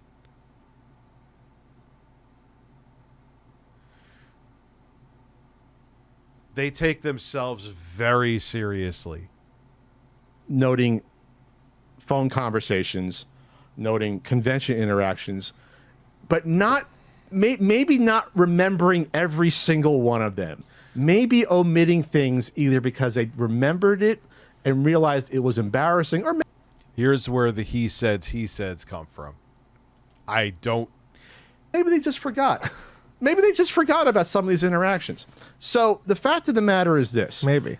My distrust of Brett Weiss started back when one of our phone conversations happened.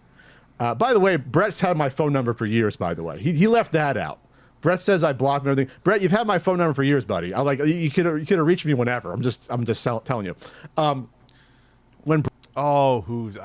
Dude, it's so much easier to get someone through a Twitter DM or something. Stop that. Brett used to ask me when we were producing the NES book, for example, where do you get your screenshots from? I said, well, a chunk came from Moby Games. I got permission from them. They actually gave me permission. They said, thank you. Almost no one asked permission for stuff like that. And obviously captured some. Oh, where do you get your game cart scans from? Oh, they came from Nintendo Age. Dane asked Dane permission. He sent me like the dump of it, and that became the artwork. We used the labels and made our own artwork. Oliver did a great job on the original artwork. Oliver Arcee. So he would ask me these things, and I thought it was innocent. Like, hey, I just want to know the process. Brett never told me at the time that he was planning to do a Super Nintendo book at the time. And not like Brett was obligated to legally, but the fact of the matter is Brett knew I was going to eventually do a Super Nintendo book. And Brett gleaned information off of me in order to do the future book. Where is the evidence of this? Because his where is the evidence of it? Super Nintendo book and NES book use Moby Games screenshots, for example. I think that's the part of it that bothers me the most, though, is that he thought that he tried to pitch the narrative that you were inspired by his Super Nintendo book. Well, he thought I was inspired by everything, according to his words. So according to Brett, to get into that, Brett tried to. This was a DM he sent me. You want to talk about this DM he sent me? He sent me this. We're gonna go. Unless it's they had, what was that? Maybe an interaction they had at conventions that he's talking about. Fine, then you don't have screen caps of it. But then that's hearsay, dude. For DMs, it's all fair game, Brett. You want to post DMs. This is from 2018. So this is when my Super Nintendo book is well on its way. It's coming out the next year. His had already come out by then, by the way. His are split into 2 volumes, Volume 1 and Volume 2, just because his publisher thought they can make more money by charging more for less information, but whatever. He said, hi, Pat. The talk of Pat is copying Brett has reared its ugly head. I've never heard of anyone accusing me of copying him, by the way, ever. I don't know if you never, no, by the way.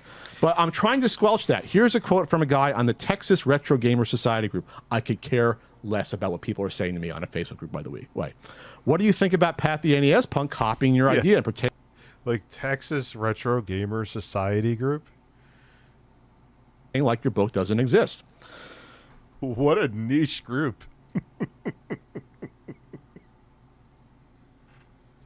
That's funny as fuck to me. And here Brett says, here was my response. Good question.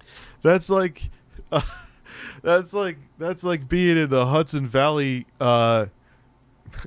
Parmesan cheese lovers Facebook group. Like, what?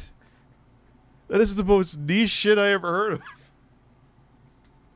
Oh, man. Michael, I don't think Pat copied my idea exactly, but he has probably been influenced by my work as a professional video game writer for more than 20 years. I wrote the world's first comprehensive guidebooks to such consoles as the ColecoVision, Intellivision, Nintendo, etc. And back in 2010, Pat talked to me at Screw Attack Game Convention about my NES book, which came out in 2009. He's not referring to it. He had a console guidebook. It wasn't a specific NES book. It covered a swath of consoles, by the way. Was it an NES book, by the way?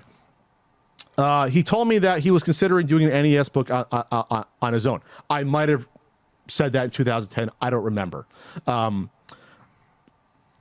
success of his NES book, for which I wrote more than 50 reviews and reflections for, led him to wanting to do an SNES book. Like I said, he was probably influenced by my work without really copying it, just as I was influenced by Leonard Herman's ABC to the VCS book without copying it.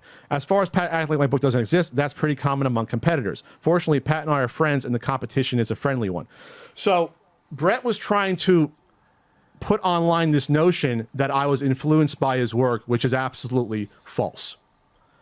Right. His book, if you've ever seen his console guide, totally black and white. They're very, very different. very short descriptions of games. We're talking 25 words in some cases, very short, 30 words, not reviews. This book, which I'll hold up, this is full color, screenshots for every game, pictures of every game, full reviews. Again, full reviews. This had not been done before when this book was released. That's why this book was successful, partially because of that. So it's sort of insulting when I see that, because it dismisses my sort of effort that I could have come up with these ideas by myself. And it's sort of like seeing any other topic and being like, well, because it previously exists, I was inspired by it. That's not the case at all. It's just sort of weird to try to throw it out there. So I thought at this point that there was something weird going on here, that there was some narrative that was trying to be portrayed online by Brett that I was like, I don't know if this is something I want to be around. I'll be totally honest. There's something weird going on here. Yeah. I don't know what your takeaway of that is, but there's something weird happening here. I'm sorry, I'm refreshing myself on the next portion of this, which is the DM from our friend. This is hurting my head, but I'm watching. It's not that I'm not understanding. This is just insane. We'll get that in a second. So Brett, along the way, he left this out in his blog post. Brett begged to be on my podcast twice. The Not So Common podcast. Not So Common. Do you know the name of my podcast, Ian? The Not So Common podcast. I didn't know if it was mostly common, not so common. There's a lot of words here. Yeah, so he begged twice, and he said, yeah, can I come on and talk about the books? And I said, well, Brett, that would be weird. I've opened up my audience, and I'm doing my own books. And unlike your books, Brett, I invest my own money into my books and tons of time in terms of, like, the N64. We don't have to be book enemies, but no one is going. Coke is not going to invite Pepsi over to give a speech at the Christmas party. But it's like my books have. All right, valid point. A risk. Brett is paid up front, has a publisher. There's no risk involved at all for that stuff. So it doesn't make any sense. Then he said to me, Ian, well, I don't have to talk about the books. So then some people then would wonder, hey, Brett, you're on Pat's podcast, but why could you bring up the books? He'd say, oh, Pat wouldn't allow me to. So it was a lose-lose. Why the hell would I do that? Sure. It doesn't make any sense. That's just natural. That's not me being an asshole. No, that's pretty much human interaction. That's just how it works. I'm sure she has at this point. Works. It's like, if you want to do your book, good luck to you. I don't care. It's a separate product, like you said. But to spin this weird narrative in the writing that I was jealous of Brett doing a Super Nintendo book when I was planning my own. Well, it's weird because it's not like it would make sense if you've done a Nintendo book and it does well.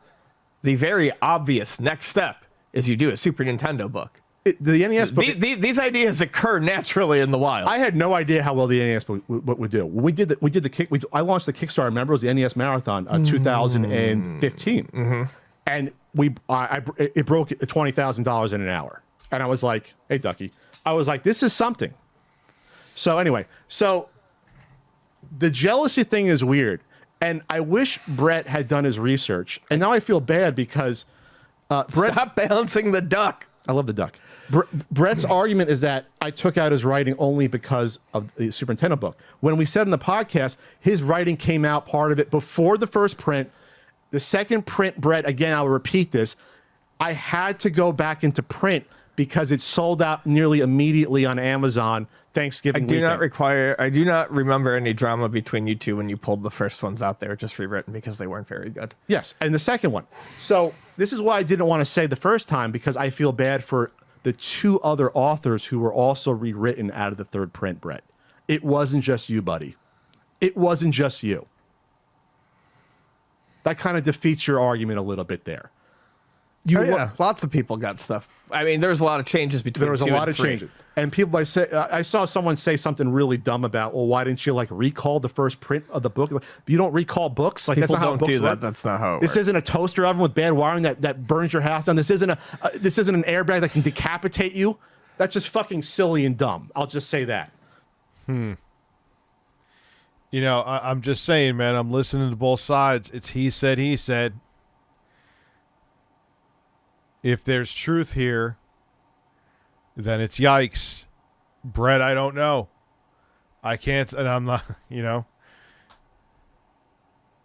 This is why, if this isn't true, You should talk about it. Rich the Elite's a villain portrayed the Texas Game System. Pat is floating over my house with a Chinese balloon, yelling at me with sloppy diction. Yeah, he does. He does. Before I get angry. Gassy because of seltzer. To the person who said that. I know who said that, by the way. It's kind of weird that I have to go through this now because of this weird narrative he's trying to paint me to be being some sort of evil businessman, where to me, I'm just protecting, first of all, protecting you, Brett, because I never said publicly I rewrote your shit. I never said that in all these years. Never said that.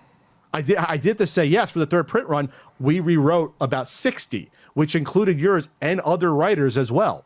Sorry, Brett. That's the way it works. You were paid for everything. You were paid for writing that never ended up in the fucking book. Again, to repeat that. And so he brought up also, Ian, the fact that I said that he didn't like the fact that I took shots at him for not paying his writers. He calls them just contributors. Cosmic. Even though they write a majority of his books.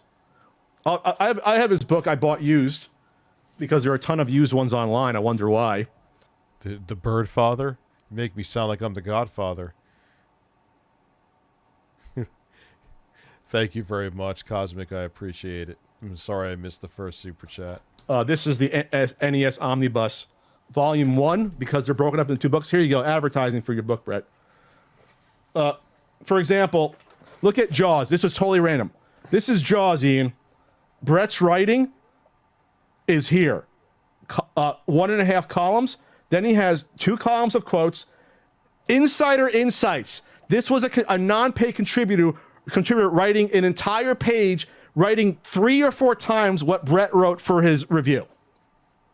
They wrote your book, Brett. You don't have a book without them. That's why it's kind of insulting you didn't pay them. Yes. Yes. I gotta look into that, but if that's true, it's a yikes.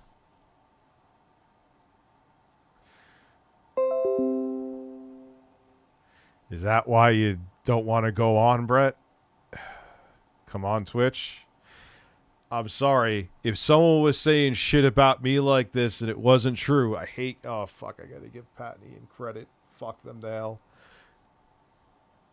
Someone was saying shit about me. When he went after me for that, man, me and Jay jumped all over that.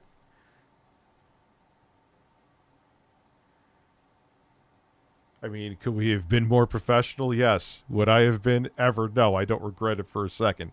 I love being unprofessional.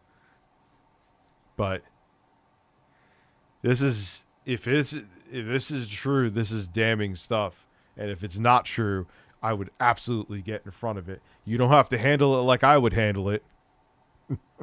But you can't be silent about this, dude. You can't. I have a feeling you're probably watching. You can't be silent. Because if this is true... Anyway. I find that very insulting. It's not like they contributed 20% to your book, 15%, and it's, oh, cool, I want to see my book in Barnes & Noble. You wrote in your blog. You don't have books without your contributors. I don't either, Brett. The point is, I pay my writers. I show them the proper respect when it comes to this. That bothers me as a writer. It should bother you too. And if your argument is going to be that your publisher doesn't want to pay them, don't do your fucking book then. Or do a book without your contributors. I'm sorry I'm cursing. Do some work on it. Sorry I'm cursing. Since when? Put more work in when it comes to that. So here's the weird thing, Ian. We both have a friend, Antoinette. Yes, we do. Antoinette actually contributed to the Super Nintendo omnibus that Brett did. I was fine. Oh, cool. You want to write? That's fine. I ribbed her a little bit. Antoinette's a great artist. She's been a friend for several years. Super good artist. Very nice. Always takes care of us at conventions. Yeah, she's a peach. She's team sushi. We go to sushi buffets. So she told me, but way before this event happened that Ian was witness to, that the contributors, the people, the writers of your book. I can't recall if I was witness to this. I always was thinking, I think I might have been thinking about the Portland thing. Which you can bring up later. But the writers weren't even given digital copies of the book originally before it came out. Yeah, not That's even what I heard. digital. Not digital. But they also, Brett, which you didn't put in your little blog post, they didn't get physical copies of the book. You couldn't put out for a physical copy of a book a $40 or excuse me $80 because it's two different books. You couldn't do that. You couldn't ask your publisher to do that. And again, if you say it costs money, then don't use contributors that aren't paid. That's an ethical thing to me. That bothers me. Yeah. That's bothersome. You're making money. Again, Brett, I would ask you about this. This is why I never get interviews. Let me tell you something. Again, if someone was saying this about me and it wasn't true, I would be like, look, and you could handle it differently than me, Brett. You could say, just dispute what he's saying. But boy, do you have to. Because if it is true,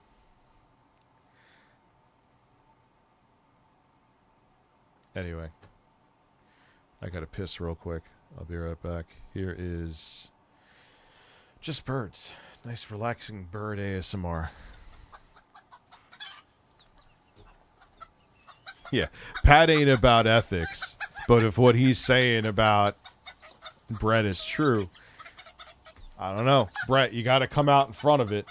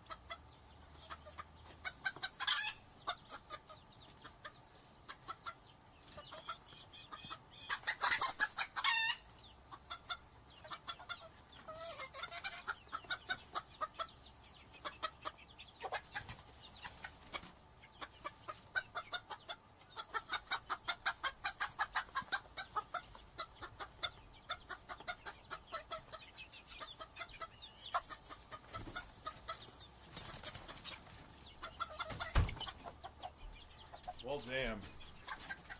Me eating a protein bar shirtless. Where is your first spoken stream? Is that on the list too? Dude, I'm just gonna have to do like a week of Twitch and just do everything. All right, let me go back to the man stream. Brought myself up some dinner. I should be shirtless for Pat and Ian anyway.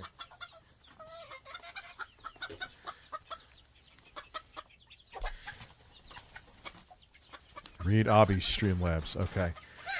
I missed your super chat. No, I did not. Thank you, Sean. Also, by the way. Bird, shut the fuck up. Let me open up StreamLabs. I'm sorry, Abby.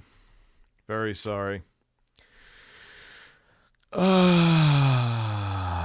Just go to dashboard, dude.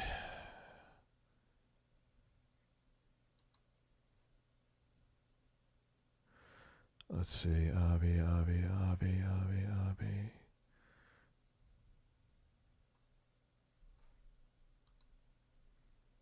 I'm not seeing it, dude. You're just trolling me, aren't you? It's just showing shit from like... No. You got trolled, thank you. Bring back the DSP bird. Where do I have the DSP bird? Right here. Hold on. He's stuck under my headphone wire. I have to be gentle with the fapping bird. The fapping bird is right here.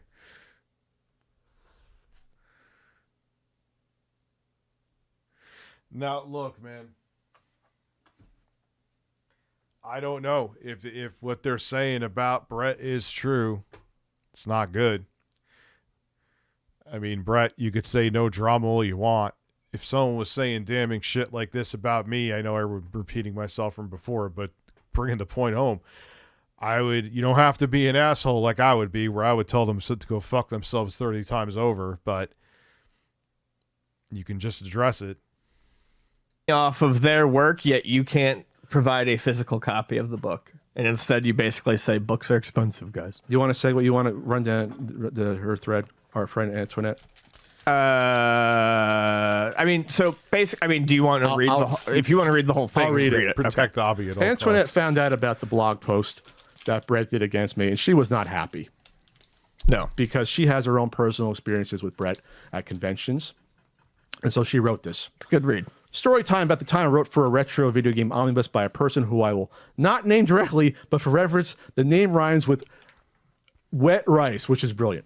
I know Wet Rice through the retro game scene, not a friend, but a familiar face and someone that travels in the same circles within the scene. I met Wet many times. This is important later. Anyway, Wet Rice was beginning work on his next set of books and put an open call out on Facebook for writers. This was a no-pay gig, but it was for a friend of friends, so I figured why not? So I reached out to Wet, and he supplied the list of games still available to write a blurb on. These were not reviews as much as they were little slice of life experiences with these games. A little weird for a reference omnibus, but I appreciated the different approach to the subject. I wrote a couple of blurbs, I think for Race Driving and Timon and Pumbaa's Jungle Games, sent them off, made some requested revisions, and didn't think much more of it. And while after writing, I received the message that no writers would receive comp copies of the book, free copies. Wow. Again, a little weird, but whatever. Other writers pretty quickly became upset about this, and the response went from Wet essentially boiled down to, you should just be excited your writing is in a book being at Barnes & Noble, and simultaneously, books are expensive to make, guys. I was privy to a Facebook group of that happening where he asked writers to promote his book, and the writer said, that's next. Sure. But the writers at the time... Why wouldn't you show that? This Facebook chat said, you want us to promote your book, and we didn't receive a copy. There was a private message I remember seeing. Someone sent me that. Much later, a message was received from Wet, which referenced a certain NES Punks book and put forth a Wet versus Pat narrative. This message incentivized reviewing and spreading the word about the books we wrote for an exchange for PDF copies of the book. So I forgot about this. And this screenshot goes. Wow. He didn't even give PDFs for free. You had to promote. Oh boy. Against everything about, we should coexist. This isn't a competition. Pat's jealous. So no PDFs were sent originally until my Super Nintendo book was on the way in 2019. Brett sent this out to the group. As many of you know, popular YouTuber a popular YouTuber is self-publishing a Super Nintendo book this summer. It was out that fall. As such, I'm making a final marketing campaign for the SNES Omnibus books before his book comes out. I've never did a marketing campaign when a competitor's book was coming out. Never asked my contributors to do a push marketing when a contributor's coming out. His books were already out. Super Nintendo book came out a year before Volume 1. Volume 2 came out months before. There was no reason to do this at all. At all. Sure. This is the jealousy thing that's being pushed. Well, again, I think my bigger problem here is that he tries to incentivize it and to give him a free digital copy by marketing. To get even a digital fucking copy of the book they contributed to. Something with an infinite supply that doesn't need to be printed, that isn't going to cost Wet Rice any money. Yes. Wet Rice. That's the exchange. That's that's slimy. So going back, dude, Brett, I don't know what to tell you if you're here or if you're watching and not here. You got to address this, dude. You have to. Slimy. Going back to Antoinette's thread here. This week is okay. The message incentivized reviewing and spreading the word about the books we wrote for in exchange for PDF copies of the books. This would be considered a bold move, Cotton. We already knew we weren't getting paid, but for a writer to dangle exposure bucks in front of the actual writers of his book, your writers, Brett, not your contributors, refuse to even let these writers see their own work without paying, blowing smoke, and to simultaneously complain about the cost of being a writer. Great choice. Love that. I should also mention that at some point, Wet begged people for positive reviews in response to a single one-star review which mentioned the physical quality of the book. I have never asked a writer, anyone else, to write positive reviews of the book. That's scummy as hell. More smoke blowing. Anyway, let's fast forward to the next too many games after the release of this book. This would have been in 2018. Ian was there at the event. I was watching a friend's table while he was at a panel, maybe me, and who should stroll by but Wet with copies of his book in hand. I thought that maybe he would show me my work in the damn book since I didn't fluff him to get a copy. Remember when I said me already knowing Wet would be important? Wet proceeded to introduce himself to me and try to sell me the book that I wrote for. I reminded Wet that not only did we know each other, but that I wrote for said book. Wet. He tried to sell her the book? No, come on. Come on. Looked me dead in the eye and said, "Oh," and walked away. He made the 180 from Wet, overly friendly book salesman, to Wet, Carl salesman, if you said you had bad credit in a split second, to Jet. Moral here, don't be a Wet. Appreciate the people that do work for you. It's one thing not to offer copies to your writers. It's a whole other thing to walk up to one of your writers and try to sell them the book that they wrote for, and then just walk away without acknowledging that you didn't recognize them. It happens. Appearances change, and sometimes you don't recognize someone you know. Don't just say, "Oh," and just dot her off when you realize you aren't making a sale, though. Before I end, let me apologize for my terrible formatting. I rarely use Twitter. Blah, blah, blah, blah. We love you. Also, let me be clear. When I say be appreciative, a sincere thank you can suffice. Wet did thank people for the work via Facebook message. However, this thank you was undermined by the request for positive reviews and free advertising in the same message as this. Wow. Thank you. Did not recognizing me and trying to sell me the book was just icing on the unappreciated cake. It made it abundantly clear that the initial call for writers was a blind cattle call. So I have not a whole lot of experiences with him, but one of my experiences and something I took away was he was very weird about trying to sell that book. Because I was at a Portland Retro Gaming. It was one of the now we go back into the hearsay stuff. I can't. Years where it was like one of the first years where you had a booth. 18 or 17. And I was still in the YouTube area with like Norm and some other folks. And yeah, he came over and was like, "Hey guys, I've got this book. Do you want to buy this book? It's a guidebook." And I'm like, "No." And then he's like, "Norm, you want to buy this book?" It was just real like door-to-door salesman stuff. It was very just strange. Not caring who you were. You're both friends of mine. It would be really fucking weird.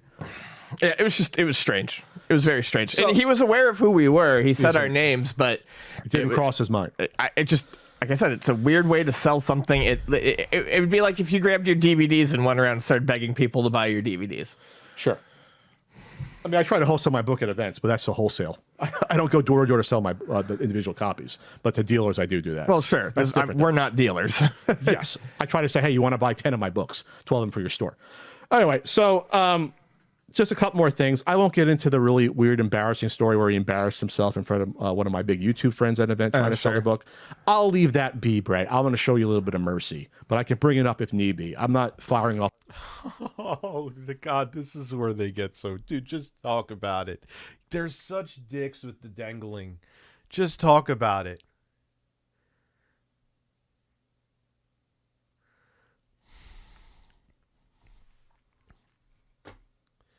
I'll save you that embarrassment. Up all my bullets right now. So the other thing I want to talk about is this. This is more of a human interaction condition thing. Oh, this is why he has to discuss it. Brett, I don't know what to tell you. It's a little warm in here, by the way. When you associate with people that attack other people, how do you think we're going to respond? Brett has said numerous times publicly he's friends with Tommy Tallarico, a man who has come after us, tried to hurt us professionally, made fun of Ian's medical conditions, made fun of our personal appearances. And for you to think that you can just be friendly to us, like none of that matters, I'm sorry. Maybe I'm a lesser person for that. It's hard for me to look past those things. It's hard for me for you to think it's okay to associate with someone who's now a known swindler, which makes you a shill. It's harder and harder for me to let these things go because this affects us. It might be like, well, who cares what Tommy Tallarico says? But it's insulting to try to swallow that, at least to me. I don't know about you. Sure. It gets insulting. Yeah, it does. It's tough. It's tough to take you seriously if you're regularly chatting. Having someone as an acquaintance that you maybe say hi to every once in a while, whatever. But now this is all, yeah. I mean, you were best buds with Tommy. Yeah, you're best buds. And you know what, Ian? It's getting warm in here. I should probably take. You think I should take this off? You should take it off. Oh man. Why does he have his shirt with Smash JT's face? Turn the heat off here. Let me just stretch a little bit for everyone here. Brett, buddy, you're friends with Jeff Tarzia, Smash JT. You did a video with him. I know you two talk. And you did a video with him after he publicly called me a fraud and called us CU Fraudcast. Oh, his video attacking Ian's medical issues will come a little bit later. So the point is this, Brett, and for everyone else out there, watch who the hell you associate with. Yeah, coming from you, that's rich. But yeah. We're not going to be cool, at least me. I'm not going to be cool with you if you're friends with someone that attacks us. That's just not how this is going to go. No, that would be stupid. And if you don't understand that, you're going to have to take some social interaction training course. It's disgusting. It's disappointing that I have to make these. Wait, hold on, man. I'm friends with a bunch of people that one of them don't like the other one. And are you kidding? So you're just like, oh, you're either on my team or the other person's team? That's kind of fucking stupid, dude. Things clear to people. Don't associate with scumbags that attack us. I mean, that's kind of like the number one rule in life is just don't associate with scumbags. Yes. There are too many people. This is what it comes down to, I think. And it's the case with Brett. Too many people look at my enemies. Too many people think my enemies' enemies are my friends. Sure. And that gets you into horrible situations. Because just because you got one rallying point doesn't mean that, everyone's a good person or you can't do that. And that's literally, I think, how so much of that group of people kind of congealed. Sure. Is because it's a my enemies' enemies are my friends sort of thing. And yeah. That's it. Watch who you're friends with. Watch who you associate with. One more thing. It's funny coming from him. I almost forgot. This was brought to my attention in a great YouTube review. Oh. A great YouTube review. I want to get the name of the channel right. It was Jonathan. Is it VG Maps on YouTube? Yes, VG Maps on YouTube. Jonathan reviewed every NES book on the market. There's like 3 or 4. Guess which one won his best of show? Take a guess. Wasn't this one, by the way. But he pointed out something, an error in here, which is hysterical because it kind of goes to show some of the care that goes into this stuff. But also something that I should have been probably apologized for happening. If you look at it's not a review, the write-up of Blackjack, I'll have to do an inset. Ian, you want to look at what's on the left side of that page of Blackjack there? Is it box art or something? Oh, yeah, that's the box art of Blackjack from your video on Blackjack with your face on the box. My face is in a competitor's NES book. I did this Photoshop job for Casino Calamity, which came out early 2010, where I reviewed all the casino games with my pal AJ. Oh, no. That's another yikes. Brett knew about this at that point. Brett never reached out, never apologized to me. So was this a rib at me? Was this an honest mistake? Was this malicious? Either way, I feel like I should have been contacted and be like, hey, I feel like it was, I mean, honestly, I feel like it was just... Doesn't matter the reason. Yeah, I should have contacted him. They grabbed the wrong box art and were lazy and didn't recognize it. Either way, I think an apology should be in order. A little bit. I don't even know if it's an apology. I just feel like an acknowledgement.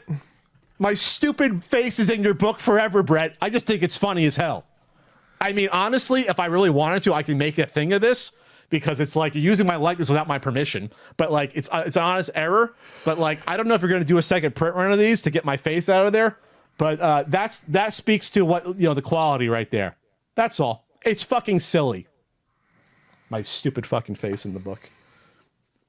When I found out, I laughed for like a minute and a half. Oh yeah, no, I thought it was hilarious. Antoinette laughed forever. I thought it was hilarious. She's still laughing to this day. People, you better beware. People, you better prepare. If you come at him, he just might clap back. It's Petty Pat. It's so funny. All right, Ian. He is so desperate to try to shoehorn me in with the shills. It's so funny. Even though I was like literally right behind him with like, fuck this. Oh man. Pat is a man. Anyway. Yeah, I think I'm gonna call it a day. This is the second stream of the day. Gonna head to bed. So I could switch around my schedule. No, I know. And I will see you guys tomorrow with more videos. I have actual news lined up, so shocking. When there is news, I will talk about it. Have a good night, guys.